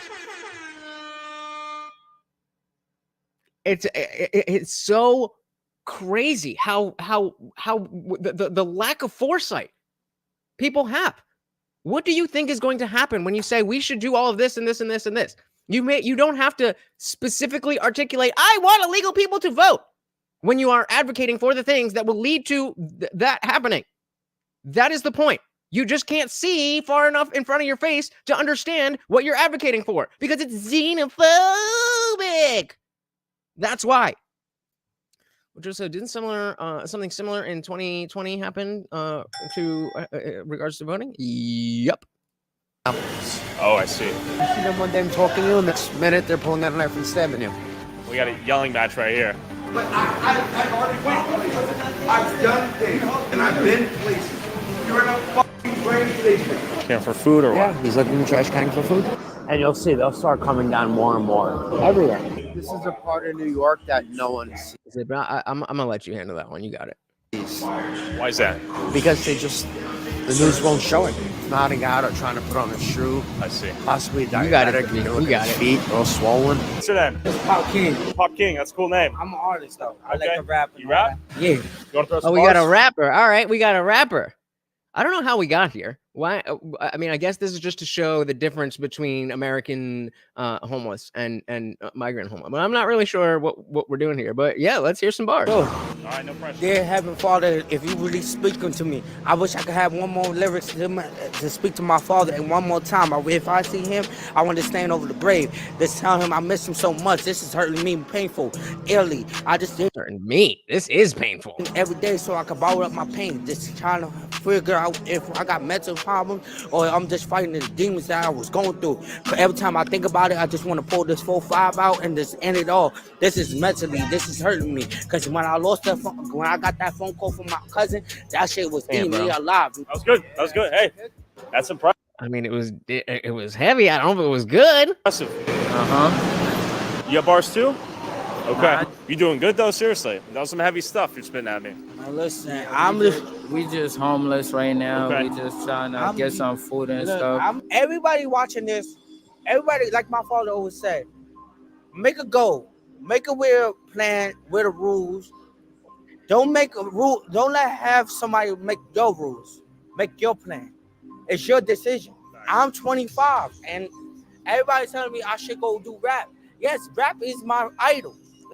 I have to bring up, especially with the guy over here. I imagine, and I say this without any level of disrespect, but it does seem like there's some mental health going on here, and it's so hard to want to not even have answers for this kind of stuff. And then we can clown on the rap and all we want, but it is a sad thing. And then to add so much more of the same exact problem is insanity. That's the only way you can. What else is it? Like me, I'm not perfect. My baby mother is not perfect. He's not perfect. Y'all not perfect. I lost a lot of people. So I'm still, everybody's not perfect. I'm sorry to hear about your loss. This is heavy. I'm going to, me and him, we're going to get back on our feet. Sure. I'm going to show progress that I really want my person that I really love back. I used to date his sister. Okay. But I'm dating somebody else. And I can't even get a call back. Come on. God damn.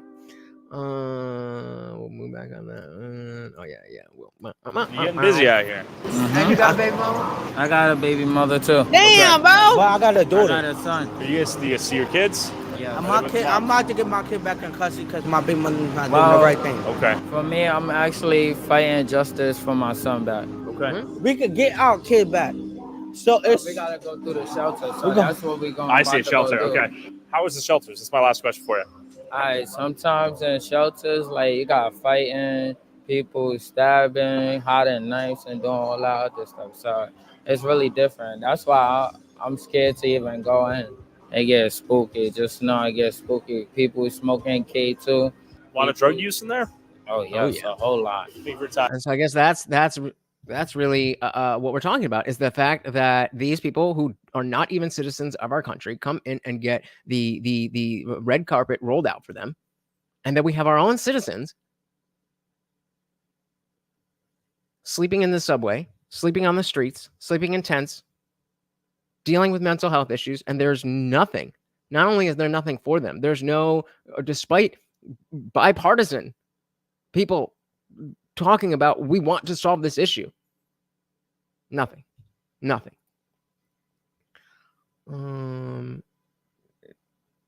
Bro, just go away. Like, obviously this ain't the channel for you. Like, you're not having fun. I'm not going to derail the entire show to prove things to you that I've talked about many, many, many times. Like, you're not cool because I'm not derailing the show for you. Just go away. It's cool. It's been a pleasure, guys. Against the wall? Is that what we got? Someone being arrested right now. Okay, someone's against the wall right now. Who knows? They're running. It looks like they're running his ID for some reason. All right, he's out. Cool. How you doing? Whoa. Don't do that. Come on. You just got out of trouble. You want to get in trouble again? I'll see you later. Have a good night. You tell me that's not mental health, man? Come on. If that's not a combination of, at least a combination of mental health and drug abuse, then I don't know. I mean, I thought he was going to go for the swing. Yeah, that's what I thought. Yeah, I'm about to get my first swing. Test my dodge skills. Oh! Yo, good. Hey, they're coming. He's moving. He's moving. Cops babysat the local homeless population down here. He's still smoking that cig. That's You might also be wondering why we haven't seen many homeless people camped out above ground. There's no benches. There's no benches out here. They're extremely difficult to find. We're about to go to. No, I'm very.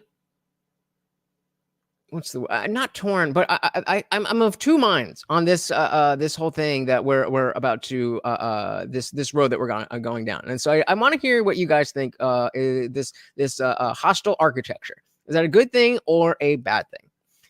So the homeless veteran crisis is horrible. They don't get the mental health care they need either, and if they don't stay off drugs they use to cope, they get no housing.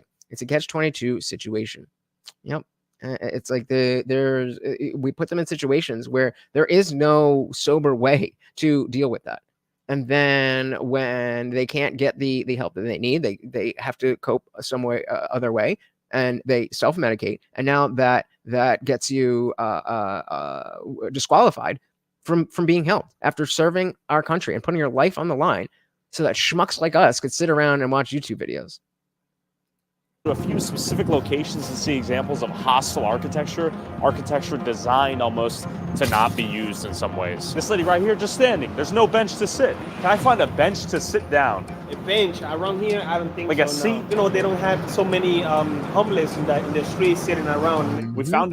Yeah, go and take all that's going on. The revolution will be fought by the homeless people with mental health issues, and regardless of what you think about the homeless issue, regardless of what you think about the border issues, you don't want that army fighting for you. That's not what we want. That's not our best and brightest. The bench finally. However, the catch is you got the wedge here to separate you from your neighbor. So if I want to go to sleep right now like this. So if you can see, yeah, some of you are probably very familiar with this type of stuff. I don't know, how ubiquitous it is around the country, but they specifically build things in such a way that, as he's doing here, the wedge here to separate you from your neighbor. So if I want to go to sleep right now like this, I would have severe back pain. This is the modern bench. You lay down at a 45-degree acute angle. Have you been here since they changed the benches? What Fair bench? enough. Cheers, Ben. So I see you popping Damn, bro. They changed this guy. the benches. This guy. Does he look like he was like he was in a home yesterday and like this is his first day being homeless? Mans has never even sat on a bench. What are we doing? What are we doing? Fair enough. Cheers, Ben. So I see you popping a squat. Yeah, sure. Yeah, sure. You're sure? Right here. Is that because there are no benches out here? Yeah, absolutely because of that. Okay. How long have you been homeless out here? About 2 years now. When did New York take their benches out of the city? I would say it happened pretty aggressively about a year ago. It's only because of the homeless, unfortunately. They've got shelters, but the shelters are so overrun now, and they're so dangerous. It's kind of hard. Jesus. Yeah, take a look at that. The shelters are so overrun now.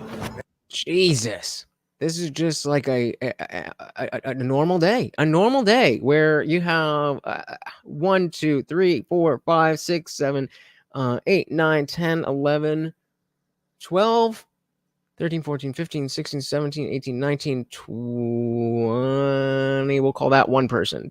22, 23, 24 people trying to sleep in this one hallway.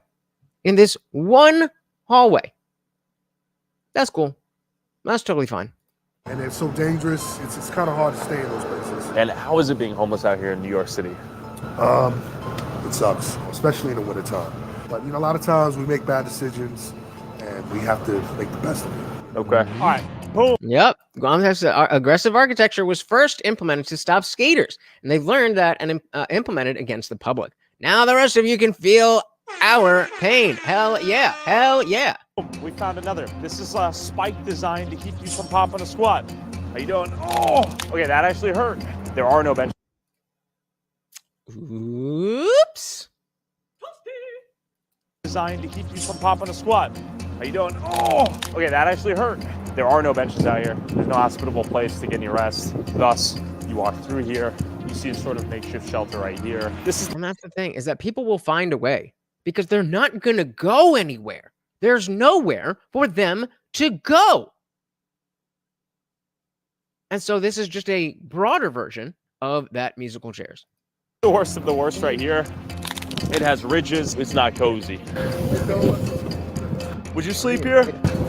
With shelter systems maxed out and overrun with migrants, no benches to sit on, and cops that'll force you to move, it's no surprise the homeless hang out in the subway. Yet this activist that greets the migrants when they arrive to New York thinks that this explanation is an oversimplification. Oh, here we go. Here we go. This is the guy that's going to tell us that we're all such bad people and horrible, xenophobic, transphobic, whatever, because we don't want our country taken over by.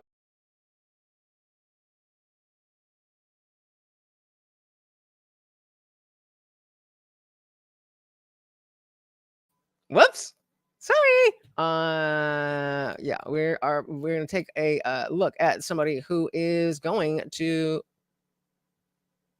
Oh God, what are we doing here? Come on. I thought we were gonna have an issue. I think we're gonna have an issue. I know you didn't say that, but a lot of people do say that. Quantex said New York used to be a skater's paradise. Now it looks like you'd be at risk just skating around the ledges, not even grinding them. Yep. And then we all remember how Love Park was like it was such a beautiful place for pictures and videos. And then all the aggressive architecture. But I'm very, very excited to see what this guy is going to say about why, to your question, Guamtech, why is it a good thing that all of these illegal immigrants are coming here? Because he said he's saying it's fantastic, apparently. Greets the migrants when they arrive to New York, thinks that this explanation is an oversimplification. I'm here with Power Malu. What organization do you represent? Artists, athletes, activists. Basically, we're the organization that receives the migrants, and since day one at the Port Authority, because as New York being a sanctuary city and me being a true Yorker, I saw how they were mistreated because they didn't speak the language. So it was up to me and other New Yorkers to step up and do the right thing. Okay, so you guys help the migrants come coming in, do you guys also help the local homeless population here? Absolutely. Are you guys overstressed to help these people in terms of all the resources you aid them with? Yeah, so we're not overstressed. Like what I like. No, yeah, it's totally fine. Like everything is good. Everybody has a place to go. Those giant lines around an entire city block don't exist. I mean, come on. It's the same story with every single issue. Deny, deny, deny, deny, deny, deny, deny, deny. And then act like, oh, yeah, that always was happening, but it's a good thing that it's happening. Name one issue where that's not what the left does. Deny, deny, deny, deny, deny until you can't anymore. And then you switch to, oh, well, that does happen, but actually it's not a bad thing that that's happening. Everything. Like to tell people is that we are tasked with picking up the pieces where the city is failing. They're stuck in these hotel rooms or these shelters without knowing what their next steps are. So, well, remember, this is what Peter Boghossian, shout out to Peter Boghossian when he was here. If you haven't seen that, definitely go check it out. What he was saying when we were talking about semantic obfuscation, the changing of words so that they mean different things in conversation. There are the people who are obfuscating the words, and there are people who are using the words as obfuscated. And so there's a lot of orchestration going on that then leads to the ignorance. So it's both. It's both. And it's planned that way. True Yorker, gamer word, please.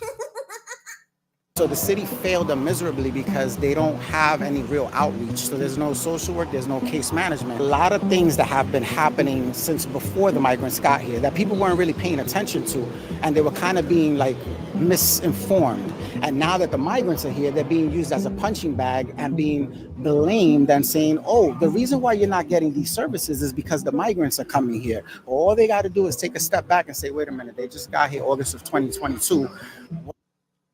Okay, in New York. All right. Okay. All right. New York. Fair enough. Yeah. All they got to do is take. Hold on. I'm gonna back this up because I thought he was saying people weren't really paying attention to, and they were kind of being like misinformed. And now that the migrants are here, they're being used as a punching bag and being blamed and saying, oh, the reason why you're not getting these services is because the migrants are coming here. All they got to do is take a step back and say, wait a minute, they just got here August of 2022. What about the year before and the year before that? Why aren't we getting those services, or why are all these things messed up? Again, just because the plan, the infrastructure to deal with the homeless population is bad, doesn't mean anything about illegal people, illegal immigrants coming here. These are two disconnected ideas. The fact that both of those people need the same resources is the only relevant point. The only relevant point being that the Americans should get American resources before non-Americans. We just said George Carlin talked about how we would change words to make horrible things not sound so terrible. Shell shock. Yep, that's one of the that bit. It was foundational in my understanding of this idea that I talk about all the time, semantic obfuscation. Like you're relatively new, so I'll go over it again just because I can. Then I believe that the we talk about political discourse here, and I think the main two causes of the degradation of our discourse has to do with semantic obfuscation, changing the meanings of words exactly like in that bit, and dogmatic thinking.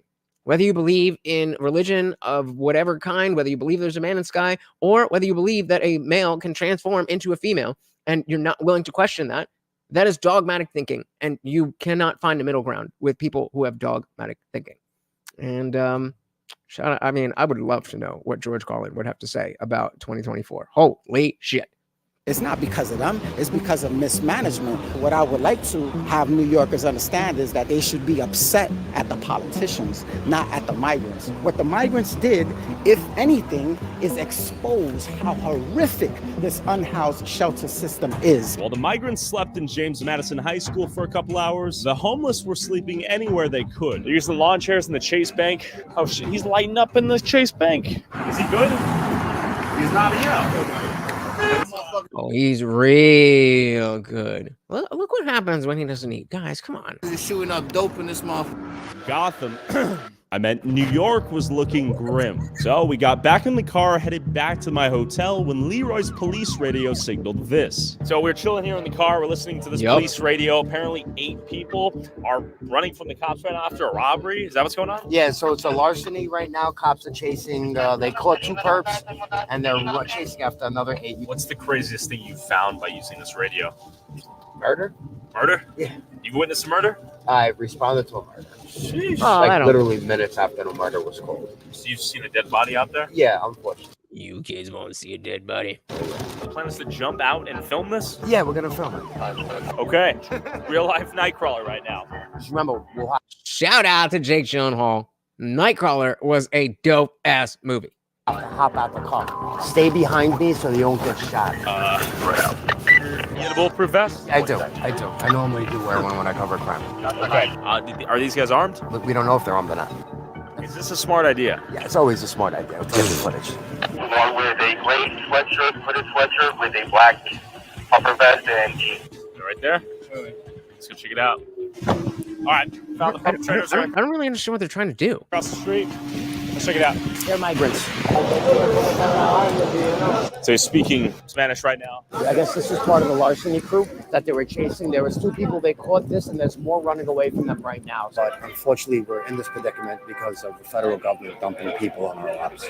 No, and then even if you want to talk about how, Americans doing crime, like when Americans do crime, well, until the Biden administration, they would go to jail and pay the consequences. So the consequences of being somewhere you're not supposed to be and breaking the laws are that you get trespassed. I don't know what we're talking about. That should be when you break the law of a country. If you live in that country, then you go to jail in that country. If you don't live in that country, you get out of that country. Another day in Gotham out here. This is only the beginning. This is New York City, baby. We have people throwing, hey, look. Over there, someone's getting mugged. Just getting mugged? I think so, look. They're pulling. No, don't get too close. Let them mug them. Let them do, they're going. Yep, they're going in. They're fighting each other. Yo. Stop, don't get involved. These kids are walking by, they're throwing hands. They're throwing hands. The people of New York were desensitized. As families walked past the street fight, it seemed like this was just another day in the city. Just another day in the city. Bruh. Cops shutting it down real quick. Cops are here. Rule of thumb, you never want to get too close to them when they're fighting. I think the reason that he's including so much of this non-immigrant related stuff in this video is to show that it's not like the immigrants are causing a fantastic place to crumble. It's the fact that New York was already in trouble, as are many other cities, as are many border states. And if this is the beginning, where does it go from here? Never know when a gun's gonna come out. Let's go. Robbery, violence, Jewish tunnels, and migrants everywhere. You might be wondering how much it costs to live in one of the tiniest apartments in the wonderful Jesus. Manhattan. Give me a tour. This is it. Welcome. Oh, hell no. Bruh. So he said New York is a mess because they took people's gun rights and and liberty. Wait, they took people's gun rights and liberty away. Yes, absolutely. Absolutely. Here's your tour. We have the fridge, we have the microwave, we have the full bathroom. We had no toilet. Yeah, so there's shared toilets on every single floor. We'll check those out shortly. You do have some, medicine cabinet space, some storage. Yeah, there's definitely units with better. Oh, look at that view. Look at that view. Oh, that's such a beautiful view. But if you would like something better, all you need to do is go to Mexico and become a citizen there, and then just illegally cross the border here, and you will get something 10 times the size for free. Views in the building, some of them do face the street. Budgets are just becoming cheaper while prices are going up. It's really a problem. We're paying $1,100 out here in New York for this. $1,100.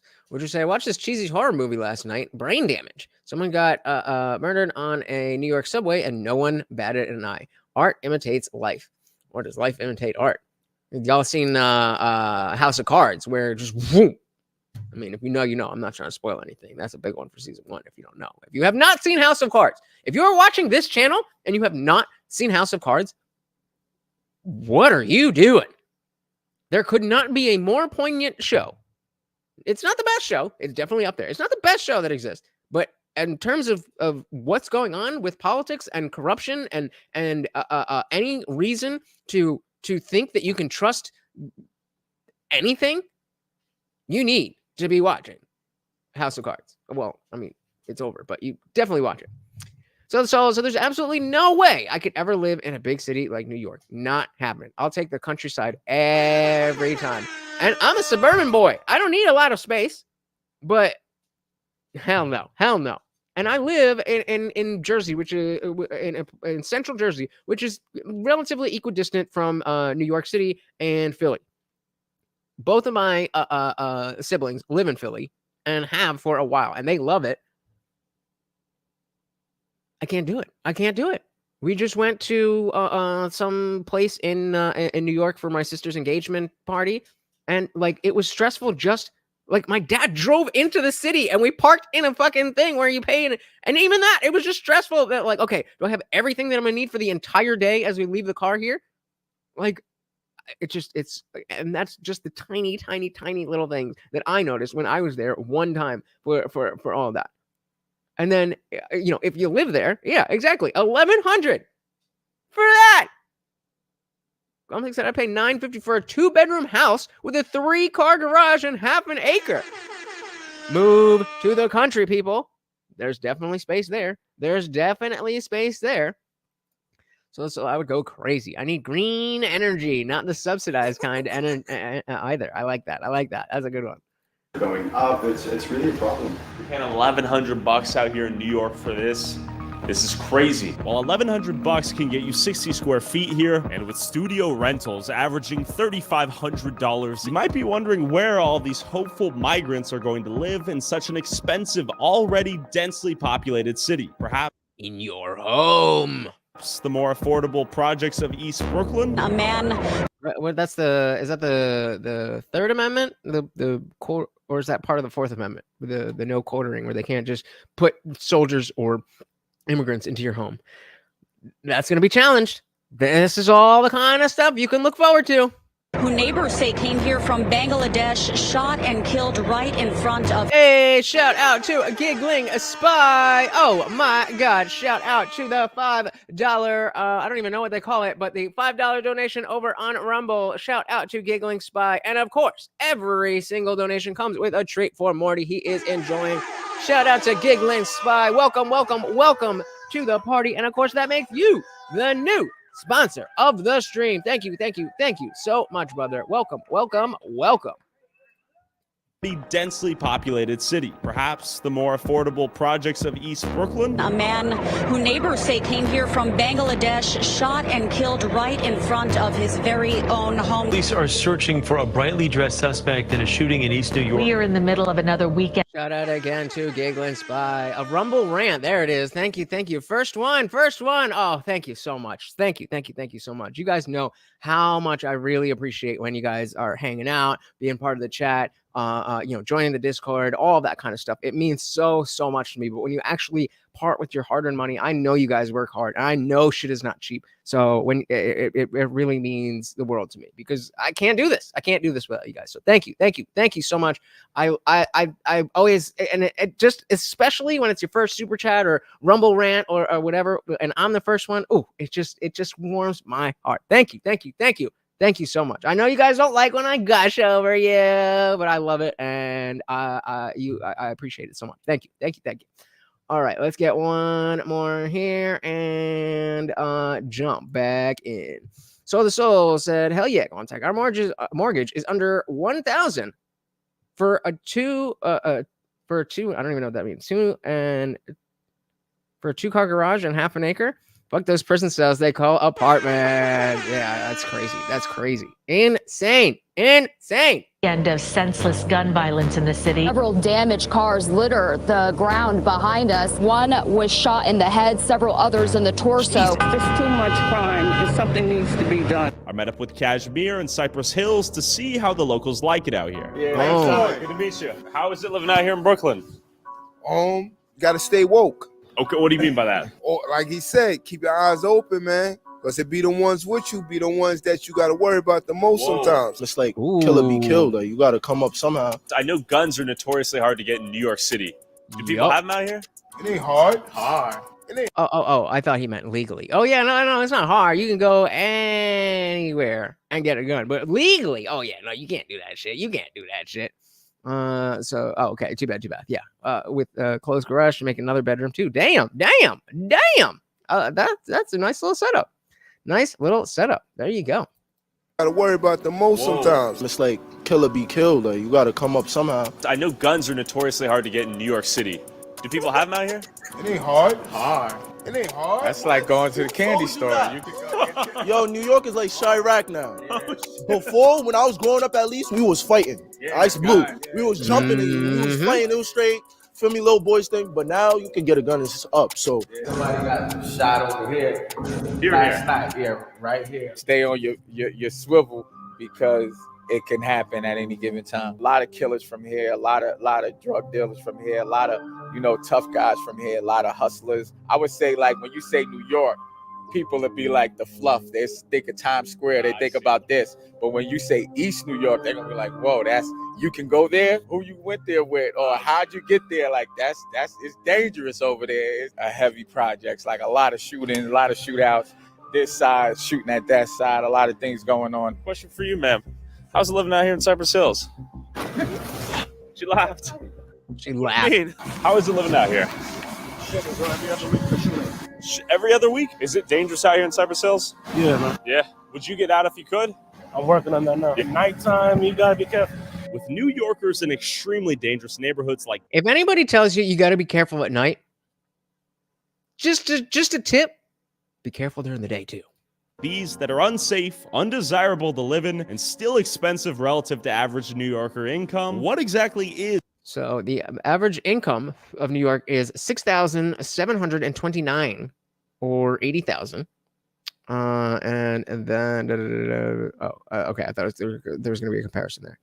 It comes down to $5,000 monthly, which I mean, if I was making $5,000, it would be it would be stretched thin, but I'd be great, but not in New York City. Is the game plan for a population of people without jobs, without paperwork to get jobs, little to no ability to speak the native language here, and in a city with a severe housing crisis as zoning... Yo, bruh, he could barely fit laying down. What are those? What are those? I mean, you could definitely, like, if I was in a hard time and I didn't have a good job and I was trying to get on my feet and whatever, you could definitely get me to live there. But I'm not paying more than $300 a month. In fact, I did do that before I moved. Was it here or the place after? I don't even remember now. Yeah, no, it was where I moved from was an old lady's house down by the Jersey Shore. And she just liked to have, it was between, I was getting the dog training thing moving. I was still working in restaurants and stuff. I'd switched over to working at Petco for like minimum wage or whatever.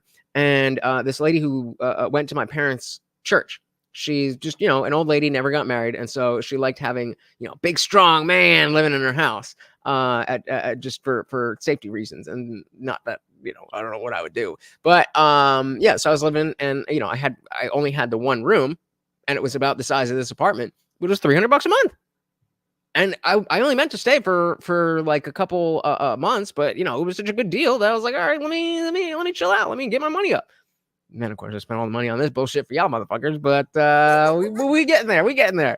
laws and a variety of other factors have caused the housing supply to not be able to reach housing demand. What dream exactly are these migrants looking for? The day after the migrants moved into the James Madison High School, Leroy told me to come back down and check out a protest organized by locals frustrated with migrants flooding their neighborhoods. This guy's giving a speech. What are they protesting? The migrants in the neighborhood, they've been knocking on doors, begging for food.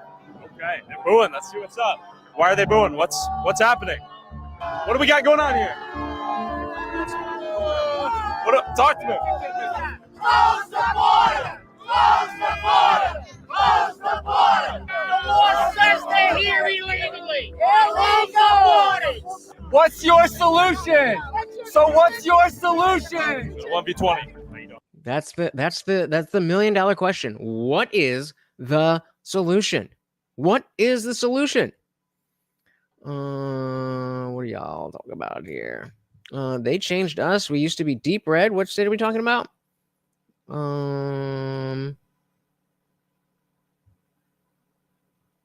If you could reiterate that. Yeah, so whatever state we used to be deep red, these election they're electing clueless blues now. Our mayor approved rolling blackouts during a massive snowstorm. The stadium lights stayed on. You can't make this shit up. You can't make this shit up. Tennessee. Oh, Tennessee. Yep. I mean, you know, the local Jersey government is not great either. Amnesty United said BlackRock buying up the housing, inflating the prices. Yep. Soon, you'll own nothing and be happy. How are you out here? Recently, due to the storm, the city had to move the migrants from Floyd Bennett Field into Madison High School, which sparked outrage. Today, residents have had enough, and they want the tents completely out of Floyd Bennett Field. What do you think she's up to? She doesn't know what the hell she's up to. What is her Working on my objective? phone. What is the objective of the people here? People like her who know nothing. They say free Palestine. They don't even know what the hell. Palestine, yo, free Palestine, bro. Free Palestine. Oh, that's I wish that was big enough to like oh man, if that was a meme, that would be such a good meme. Which said we only have 3 counties that voted blue during the election, and I live in one. Yikes. So said bread and circus tactics are wearing thin. Yep. And that's exactly what I was about to say. That I genuinely do not believe that this. I was trying to look at Twitter, but so I don't know if they showed her already. But the woman that they're talking about, the fact that that she's there and she's not saying anything, I need a reason to believe that she's not a crisis actor, a paid sort of whatever, a plant. They're just out here. They've been paid off. You think they're virtue signaling or what? Yeah, they just showing, what a wonderful, caring human being they are. I see. Do you think it's more about them rather than the cause they represent? She's just young and dumb. Young and dumb, they said. Put a 1 in the chat if you would buy a free Palestine shirt, and I will make it tonight. Putting them up in your house because they're not coming to mine. Why are you not answering any questions? Why you just say we're the sign? Why don't you answer? What are your thoughts? What's going on? Why don't you give us your solution? Because I don't have one. I'm just virtue signaling because I got nothing better to do, and somebody probably paid me for this. If you're here to complain, I have no problem with her giving her thoughts. Don't just come here in a mess. Tell us your solution. Because obviously living in a tent in flood zones is not sustainable. These people are not happy in the tents. We're at the school and the buses came in. What are your thoughts on that? I live across the street from there. I saw Eagle Eyes view. I live on the top floor in the building across the street. They shut down the whole street. New Yorkers are upset and we've had enough. We're scared to live in a peaceful area like this. We work our whole lives to buy houses and apartments so that we can live peacefully with our family. Yeah, and that's another conceptual issue with this, is that the American dream is that you go to school, you work hard, you can own land, you can, even if you're in the city and you own an apartment, whatever, but you have your space and you can afford to create the environment that you want to live in. Not anymore. It doesn't matter how much money, unless you have enough money. But it doesn't matter if you're just a normal person. It doesn't matter how much money you have. You're just subject to the whims of the elites, just like the people who have done nothing with their entire lives. Equity. See people knocking on our doors at 2 o'clock in the morning. She's afraid to identify herself and answer simple questions. No, it's just COVID. I'm just being safe. You're the one who's so wrong because you want me to take off my mask and you're yelling in my face, and I'm just asking you not to be transphobic, not transphobic, xenophobic, and me. Get the fuck out of here. Okay. What do you think her stance on all this is? She doesn't have one. It's whatever you guys say, the opposite. That's my position. You guys are somebody told me that you guys are bad. So whatever it is that you're saying, I'm for the opposite. That's it. That's as deep as it goes. That's as deep as it goes. What just said, I love this state. We got good folks here. They're being pushed out by the transplants. Oof. Did I miss this one? Guantag said, the wife and I are planning on moving to Tennessee in the coming years. Fucking beautiful out there. Hope it doesn't get taken over by the lefties before then. Better get out there. So said, my husband and I would love to retire somewhere deep in the Smokies one day. Taking a couple trips up there, and it's absolutely mesmerizing how beautiful it is. Excuse me, Guamtech goes on to say, we love the Pigeon Forge area. Just gotta find get my financials right. Don't we all? Yeah, I'm like I've told you guys before, I'm definitely looking to move to like the Southeast, maybe a Phoenix type area. I haven't thought that far out as to exactly where, but warm weather, constitutional carry, recreational weed. I'm there.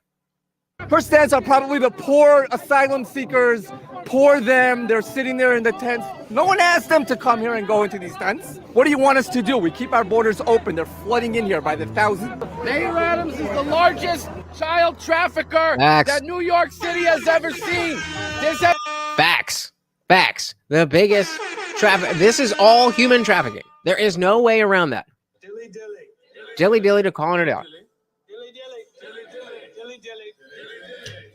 Like, this is how the cartels make their money. It has nothing to do with migrants. They're human trafficking victims. What do you think's going on here? The mayor's objective to turn New York City into prostitution and drugstores everywhere.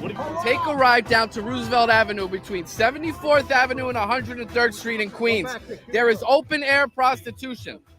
Yeah, I don't know what this is. Avenue and 103rd Street in Queens. Right over here. Like, this looks sus as fuck. There is open air prostitution. From the Chinese that are doing massages, from the Venezuelans that are out there walking the streets. Forget what we're here for. What are we here for? What are you here? Yeah, Giggling Spy says, yep, the human trafficking just gets swept under the rug. No big deal. And I mean, maybe I'm guilty of not focusing on that aspect as much as everybody else. Did that come out right? Maybe I'm as guilty as everybody else for not focusing on that as much as we should have. That's what I meant to say. And because we definitely have an emotional reaction to our home, our money, our way of life, our culture being taken away. But on top, like, regardless of what you think about that stuff, the fact is these people are they're humans and they're being trafficked. That's human trafficking. And some of them are children. That's not okay. I don't know. I don't understand how people can turn this into xenophobia, that you don't want coyotes to be kidnapping children so they can come to the border and act like it's their children, as if that's not happening. As if that wouldn't be the first thing that some shady motherfucker who has no other reason to actually seek asylum or do anything legitimate, if that's not the first thing they're going to do. I don't get it. I do not get it. So you think that may be why Mexico allows it? The cartel and cahoots with the government and such? I wouldn't doubt it. I would not either. That actually is the most sense that anything with all of this has made. I mean, it has to be. It has to be. The cartels are more powerful than either the U.S. government or the Mexican government, or at least powerful enough to be on par and be like, "Hey, we're gonna be the go-between. This is what we're doing. Y'all, we were good with trafficking weed, but y'all had this whole fucking a war on drugs and made it a whole thing, and then we couldn't easily, keep the because like." I don't know. I don't want to say it online, but let's just. So they got rid of that, and now they're like, all we got is fentanyl and people, and we're gonna keep doing it, and you ain't gonna stop us. Does it not make sense? Does it not make sense? I'm not saying it is that's the truth, but it definitely doesn't not make sense. So we're talking about Tennessee. Southeast Tennessee is beautiful. That's where I spent every summer visiting family. I was the yearly Yankee coming to visit. I like that. I like that. Word up. You are home, brother. You are home. Venezuelans that are out there walking the streets. Forget what we're here for. What are we here for? What are you here for? We're here for to make sure that these migrants that come here get a free shake and everything. They don't belong in Floyd Bennett. It's a flood zone. It's all connected. Traffic Seems to be. That's New York, where you're not sure if two people who are talking are yelling at each other or agreeing. To make sure the Chinese that are doing what are we here for? What are you here for? We're here for to make sure, like you would assume that they're on opposite sides, but it sounds like they're on the same sure side. That these migrants that come here get a free shake and everything. They don't belong in Floyd Bennett. It's a flood zone. It's all connected. Traffic. Seems to be a lot of causes at play. What are your thoughts? He's an anomaly to this group for the most part. How do you think this all ends? I think eventually they'll come to their senses and realize that you don't put up a tent with thousands of people in a flood zone. Yeah, it's not like, New Orleans exists, right? So hopefully they'll come to their senses. And what happens to the migrants that are already here? I don't know. I don't think anybody knows. I don't think people that get paid a lot more than I do know what to do. And nobody knows. There is no plan. There is no conversation of the plan. There is no conversation to figure out how we get to the conversation to get the plan. There's nothing. We're just out here. You might do a press conference and say, oh, we're all fucked. Great job, Mayor Eric Adams. Beautiful. I don't know. I don't think anybody knows. I don't think people that get. Put one in the Put a one in the chat if you have not seen that speech where Eric Adams was saying that New York City is basically done. Get paid a lot more than I do know what to do. And Mayor Adams wants to talk about the schools and what's fair. What's fair is our children deserve an education. We don't need this bullshit. Why ain't they upstate New York? Nobody here voted for a sanctuary city. They decided to make it a sanctuary city. It's bullshit. Do you think the average tax-paying New Yorker and the native homeless population is being deprioritized over the migrants out here? Yes. Like I said, I'm a former libtard for a long time. I just turned a blind eye to it because it wasn't affecting me. I think now that it's in my community and it's confusing and it's hard. All right. So shout out to M169. If you've not seen this, it's even if you are nowhere near New York, even if you have no connection to New York outside of 9/11, this should still be scary that any mayor of any major city would be speaking like this. Tonight with New York City at a potential breaking point. We have been following this story, as you know, for months. Tens of thousands of migrants arriving from Central and South America and West Africa, straining city resources. We got here tonight because of what the mayor said over the last 24 hours, and we want to walk you through all of this. The mayor saying the crisis, quote, will destroy New York City, unleashing his frustrations with a fury we haven't seen before. Targeting the White House and governors, busing migrants to sanctuary cities, even calling the Texas governor, Greg Abbott, a madman. The White House responding tonight, defending their records, helping cities across the country. The crisis spilling into the largest school system in America. More than 1 million children returning to class today with 20,000 new students from families seeking asylum.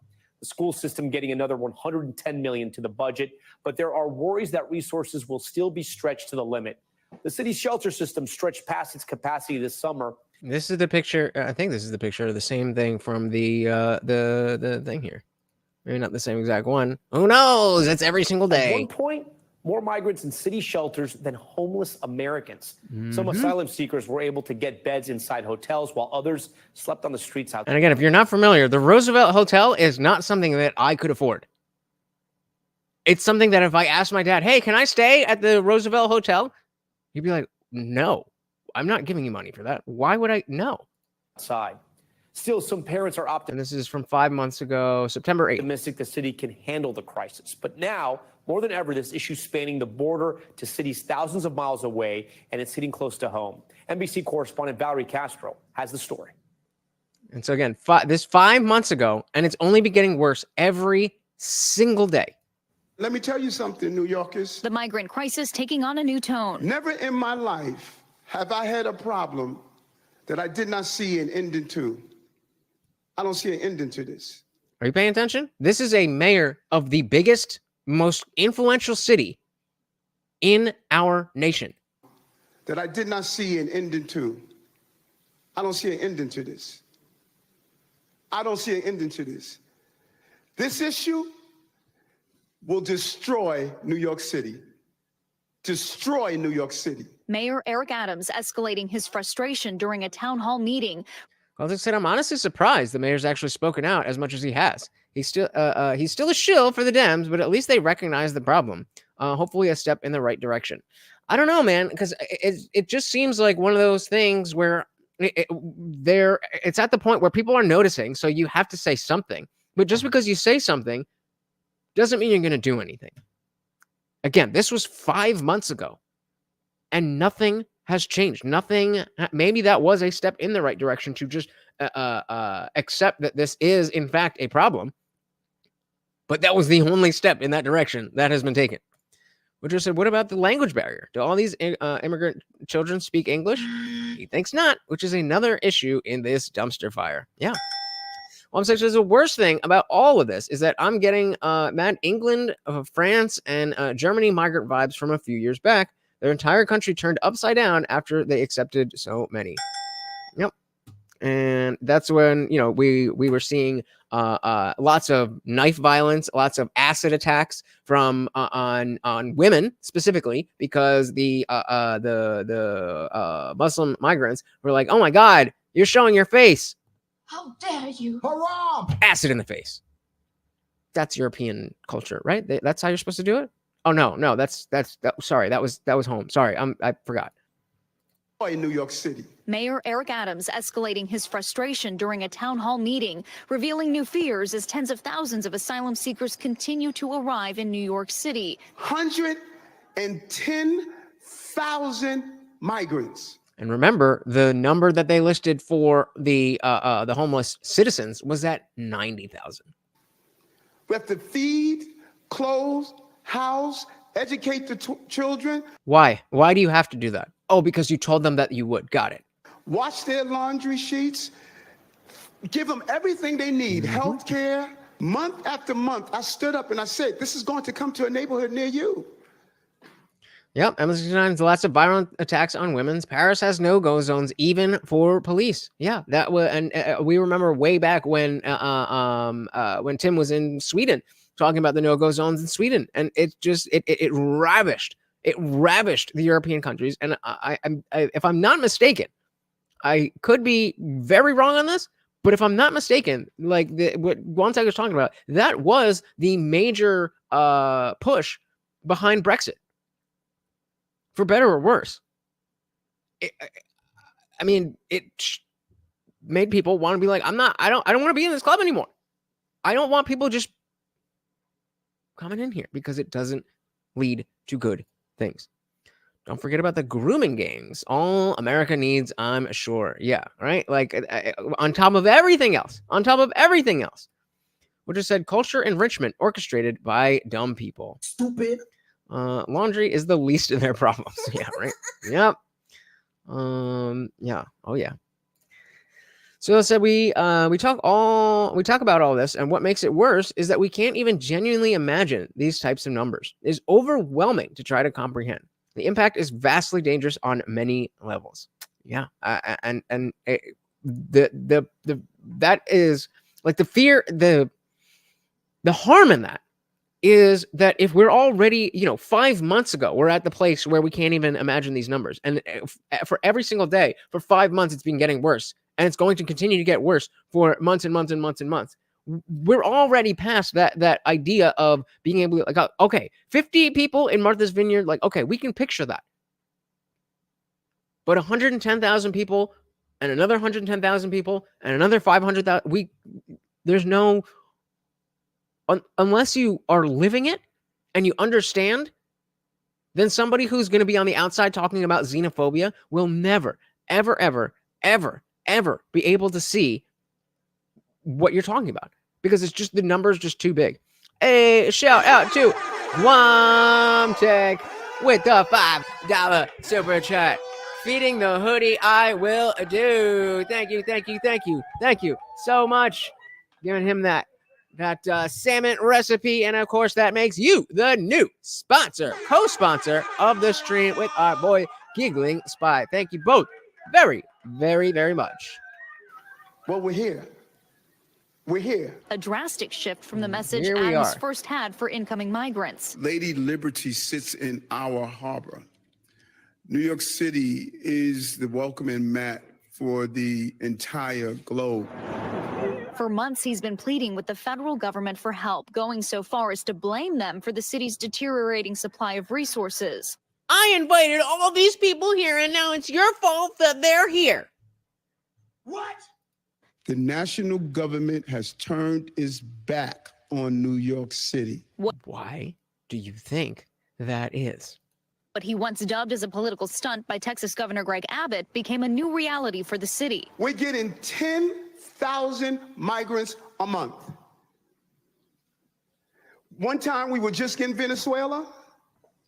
Now we're getting Ecuador. Now we're getting Russian speaking coming through Mexico. Oh, but what's wrong with that? Are these countries worse than Mexico? That sounds xenophobic to me. I mean, I don't know. Now we're getting Western Africa. Now we're getting people from all over the globe have made their minds up that they're going to come through the southern part of the border and come into New York City. This bus terminal became the first welcome sign for migrants after hours-long journeys from Texas. But the mayor says to his frustration, they are still arriving by the busload.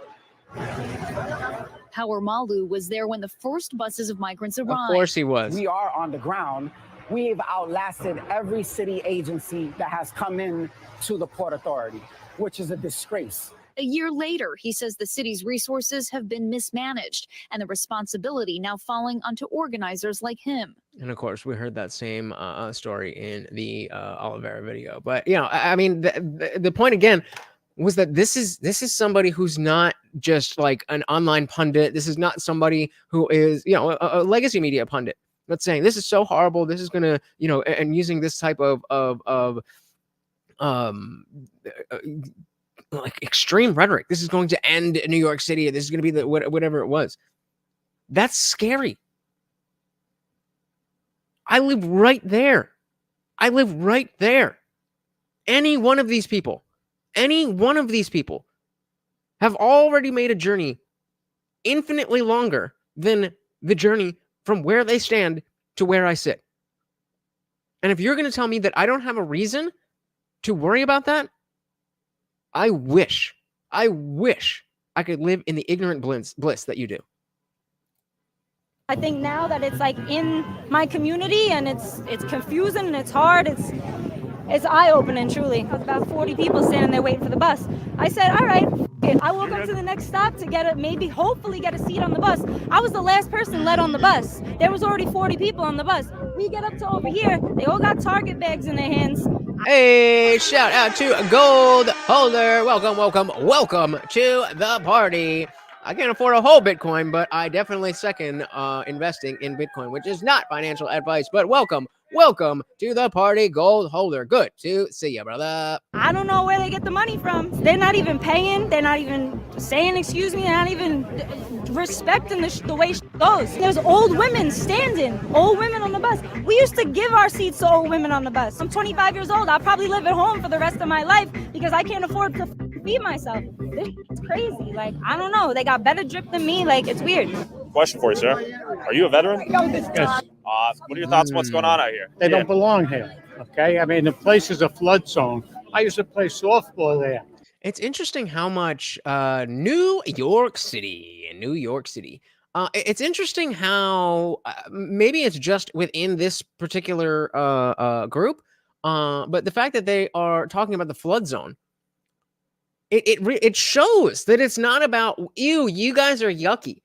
Like it's a fact that yes, we don't want people who we don't know here, but they are still people, and they shouldn't be in a flood zone. So we said Bitcoin is a joke. It's going down more than up. Yeah, right now.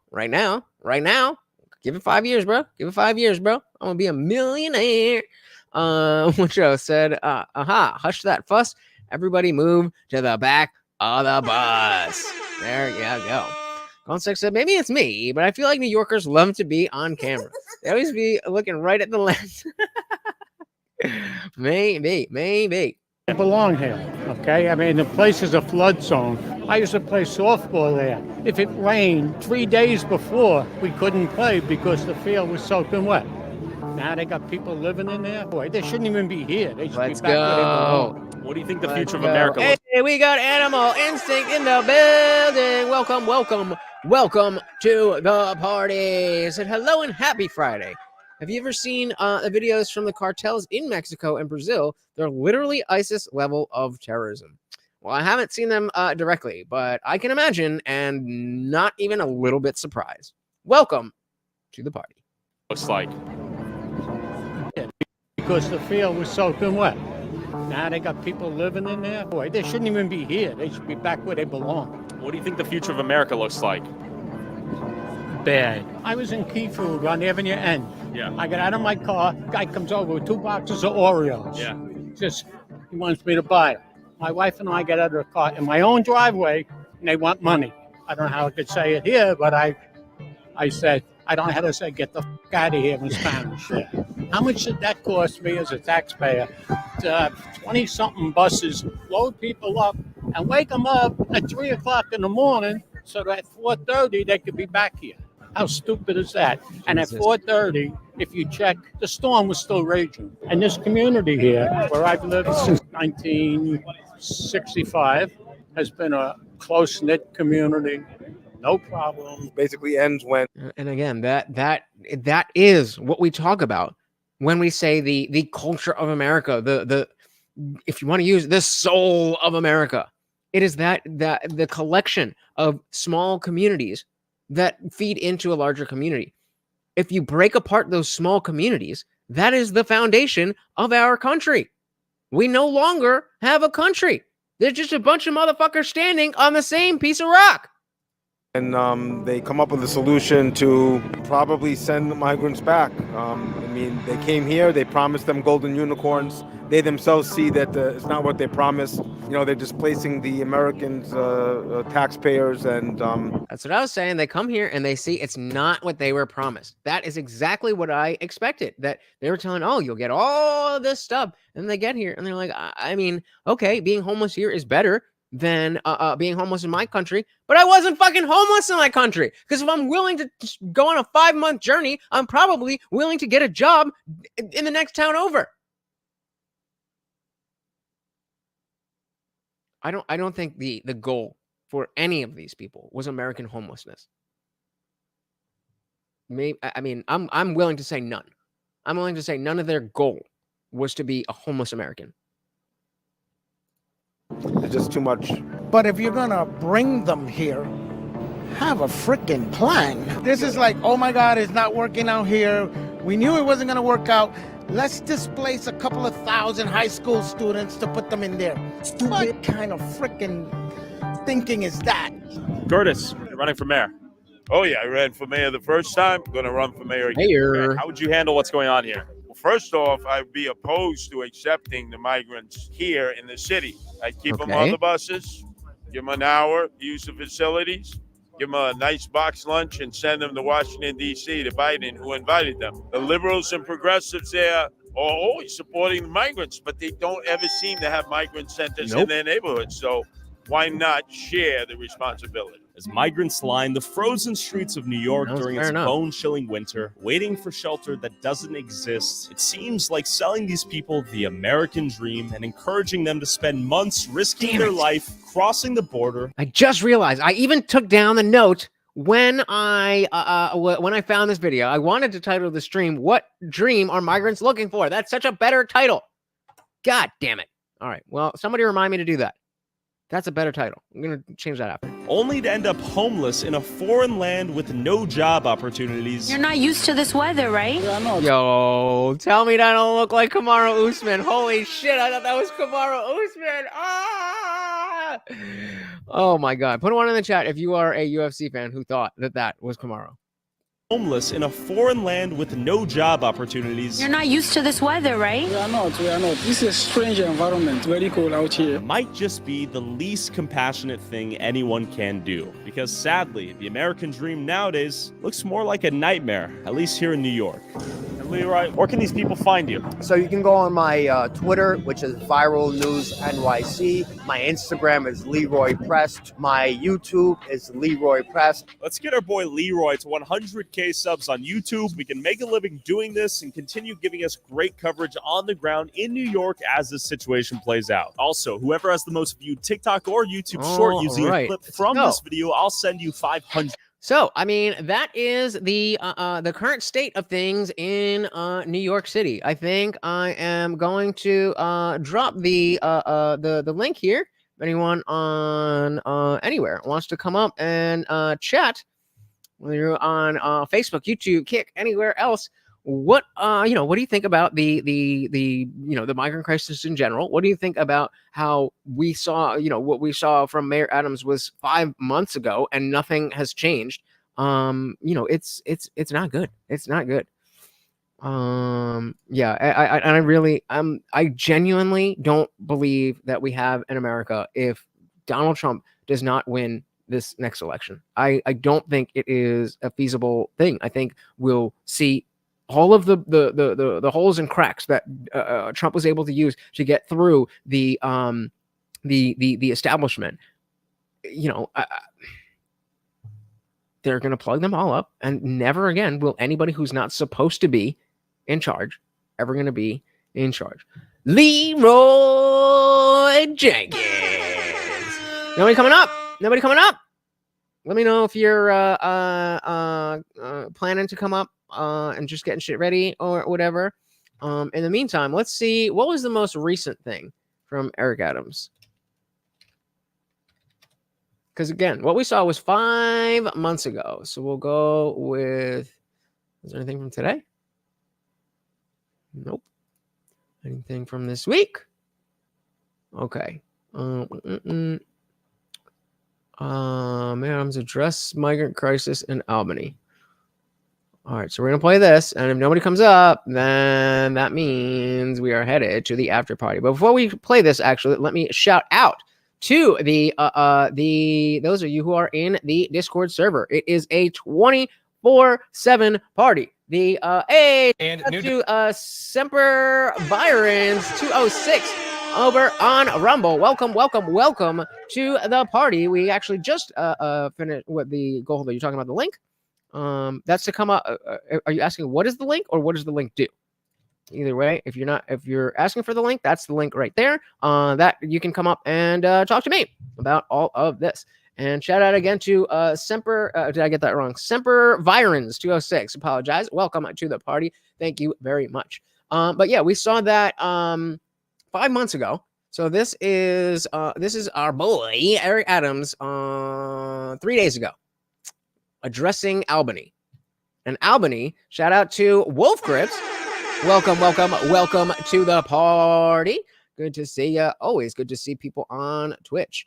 I have not a single clue about anything that's going on in Portugal, except for the fact that they're the country that did really well with the drug legalization, where they had the centers where you would get the medical grade heroin or whatever it is, and they'd have somebody watching over you, and they'd have resources and stuff like that, as opposed to like San Francisco where they just give you a bag of crack pipes and shit. If that's Portugal, then I think Portugal is doing way better with drugs than America. But yeah, so let's see what we're doing here. And then, like I said, the Discord server is a lot of fun, guys. 24/7, we are in there hanging out, having a good time, sharing stuff, and chatting about everything we can. Let me pass that all around. It is completely free to join. It is free to join. We have our free chat and we have our current events channel that is open to everybody. But after everybody, after every single Monday, Wednesday, Friday stream, we go into the voice chat for the after party. That is where you are not stuck behind your keyboard, but you're actually on screen with me and everybody else, where you don't have to cam up. You can cam up. You don't have to. Either way, it is a grand old time. So come and join us. All right, so let's see what is the latest from Eric Adams and head to the after party. Developments in the case involving the assault of 2 NYPD officers in Times Square. So at least one of the alleged. I'm glad that they're talking about this because we had talked about it before about how these people have literally murdered not only Americans but American police officers and then were let out and not deported. How? How is that okay? I don't know how anybody could say, yes, these are the kind of people that we want here. Sure, I can understand if you want to, it's xenophobic to keep them all out. No, it's not, but fine. But the motherfuckers already murdered cops. And I'm not some huge fan of cops, but I am a huge fan of not murdering cops. Shout out to a Broken Head 45 said, get them out. I am with you. I am with you. This is the latest from Eric Adams. Migrant attackers is expected to be in court later today, as several others who left New York. Wolf Grips asks, why am I not a fan of cops? Because they can abuse their power a little too often. I mean, when cops are good, they're great. We definitely need some type of law enforcement, but I've been on the wrong end of some fucking bullshit way too many times. And it's just, too obvious that when people get authority, when people get power, it corrupts them. And, absolute power corrupts absolutely. And so I'm just not a fan of the plurality of cops who let that go to their head and feel like they are better people than you because they're wearing a badge. I'm not a fan of that. Where's here? I'm looking to move soon. So if we can add good cops to the list, I'm definitely down for that. Without bail are picked up out of state. Morgan Mackay is in the newsroom for us covering this. Morgan, what do you know? Chris and Bianca, the Manhattan District Attorney Alvin Bragg is presenting evidence today to a grand jury in the January 27th attack on 2 police officers carried out by around a dozen migrants. Oh, I didn't realize it was that many. I thought it was 2. Wow. Okay. But also remember that Alvin Bragg was the DA. I think it was over the summer, and there was a bodega. And this black woman goes in with her kid, and she can't afford a bag of chips. And she starts yelling, da da da da. She leaves and goes to get her boyfriend. Boyfriend, big dude, comes back, goes behind the counter where there's this little Mexican Latino type dude who owned the place. And the boyfriend starts wailing on him. The store owner was able to grab a box cutter and stab the dude. And was able to, in a legitimate self-defense on video, clear as day. And Alvin Bragg still charged this man. So just keep that in mind as we're watching this. Also, at some point today, one of the migrants, Yohenry Brito, who was allegedly part of the attack on the cops, is appearing in court later this afternoon. This is the only migrant who is held on bail in this case. At least 4 of the other migrants allegedly involved in the attack are believed to have boarded a bus headed to California, skipping town after their arraignment. But now, Immigration and Customs Enforcement, along with the Department of Homeland Security, sharing these photos, saying that they apprehended several of them. Why are they blanking out their faces? Why are they blanking out their faces? They don't do this for Americans. If you get arrested, your face is plastered everywhere. But we don't want the brown people to look bad, right? migrants believed to be a part of the attack. The takedown happened last night at a Greyhound bus station in Phoenix, according to Fox News.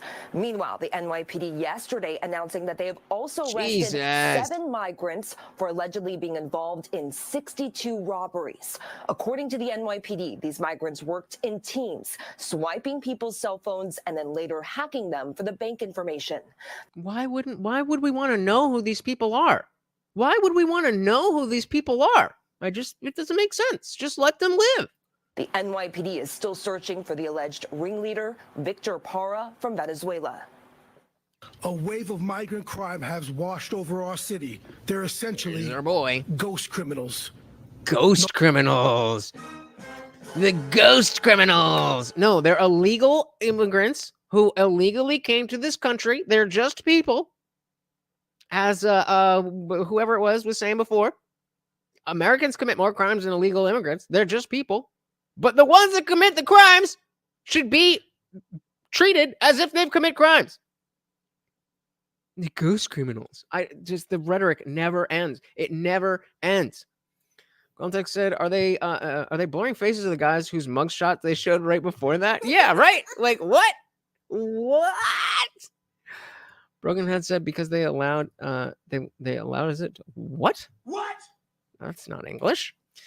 Widget said if it was a white bread attacking an immigrant, they would have his face plastered on the billboards. Yeah, but exactly what Context just said. Like they shout out to Animal Instinct for joining the Discord. Did I miss it? By a this is the only migrant who is held on our belief. Yeah, like what are we doing? What are we doing? You put their mugshots up here. Yep, exactly. That's exactly what they want to do. Oh, the Republicans are now talking about ghost criminals. They're so racist. Jesus Christ, bro. Jesus fucking Christ. But yeah, good catch. Good catch. Why are you blurring out their faces?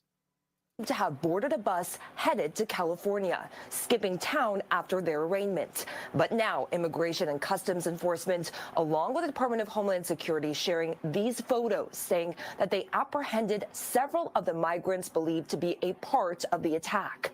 The takedown happened last night at a Greyhound bus station in Phoenix, according to Fox News. Meanwhile, the NYPD yesterday announcing that they have also arrested 7 migrants for allegedly being involved in 62 robberies. Yeah, in case you missed that one before, 7 people involved in 62 different robberies. Why would we want to know who these people are? According to the NYPD, these migrants worked in teams, swiping people's cell phones and then later hacking them for the bank information. The NYPD is still searching for the alleged ringleader, Victor Parra from Venezuela. A wave of migrant crime has washed over our city. They're essentially ghost criminals. No criminal history, no photos, no cell phone. Today, see if I don't get it. Why even so. Usually, somebody who commits a crime who has no photo, no criminal history, is just a person. Why are you making this worse? Why are you making this worse? Why are you giving fodder to the other side to argue against this on grounds that don't actually matter? Ghost Criminal would make a bitchin' name for a hardcore band. I'd check them out. Is a hard-fought win. Today, Mayor Eric Adams is up in Albany for what's called Tin Cup Day, where he brings up a list of requests to state lawmakers for the legislative session. Oh, and there's our boy, Leroy Jenkins. He faces tough questions about how he is managing the city. The focus today was, unsurprisingly, the migrant crisis. Adams says he is now looking to the state to cover half the costs related to caring for migrants, considering the federal government is only forking over a fraction of the... There you go. Yep. Rapper name works. Money needed. He also said he would consider issuing an executive order to let the NYPD cooperate with ICE if a migrant commits a serious felony, but would only do so if his legal team says he can. The city council adopted a law in 2014 that prohibits the NYPD from cooperating with ICE. He says, however, he is in support of the city's sanctuary city status and wouldn't pressure the city council to change that. on the policy. That's a good one. That's a good one. That New York City should remain a I thought this was, yeah, that's what I want to hear. I want to hear Eric Adams. sanctuary city. Yes, I do. I think that being a sanctuary city is the origin of all of us. All of us came from some level of immigration, but I think that those who come here and abuse our good nature, they need to be dealt with on the federal level. Now, Governor. Wow, just pushing the blame. It's always somebody else's fault. It's never anything that I did, and still there is no plan to do anything with anything. Democrat politics. Ladies and gentlemen, you have just seen what Democratic politics and Democratic policies will do to your country, your city, your state, your life. For real. I mean, like, yeah, no, like I said, deny until you can no longer deny, and then act like what you were denying actually is real, but it was a good thing the whole time. It's exactly what they did with the trans shit. It's exactly what they did with the neo-racist shit with their segregation with black-only housing and black-only lunchrooms and stuff like that. They denied, and then eventually, it was too big to deny, and they're like, oh, no, actually, that's a good thing. Guamtech, too close to Ghostface Killer. Can't bite off from the Wu-Tang. Fair enough. Gross Criminal with their new single, Them Popos Can't Even See Me. Awesome. All right, guys. Well, thank you so much for hanging out. Big shout out to Giggling Spy over on Rumble for the first ever Rumble Rant and Co. sponsoring the stream with our boy Guamtech. Let's give our boy one more just because we love him so much. Every single super chat donation, membership sign up, any of that stuff comes with a treat for Morty because he is the best co-host we have. I want to thank you guys so much for hanging out with me, so much for just being part of this project, guys. I have so much faith in what we're doing here. As long as we continue every Monday, Wednesday, Friday, just be here. Even if you can't sit and be part of the conversation, pop open a tab on your phone or whatever. Let's grow this thing. Let's actually get the political power to actually affect some of these things that we all agree on. Even if, you don't necessarily agree with everything that I say, even if I don't agree with everything that you say, even if we fight sometimes, even if we argue and go crazy at each other, it's because we're so passionate about the same things. So let's make it work. Shout out again to Guamtech and to Giggling Spy. Thank you so much for sponsoring the stream. All of the channel members, we are now headed over to the Discord server in Let Us Speak, the new channel name for the after party. If you, again, let me drop that link. If you want to join, it starts only at $2.99 a month. I don't think that's too much. And as you will see, I gave you guys way too much goddamn time of mine. Thank you so much for hanging out with me. Once again, this is Morty. Once again, this is Morty, and I am your host, Lush, a.k.a. the Indian Jesus, here to resurrect the second coming of common sense. Until next time, guys, I am out of here. Peace.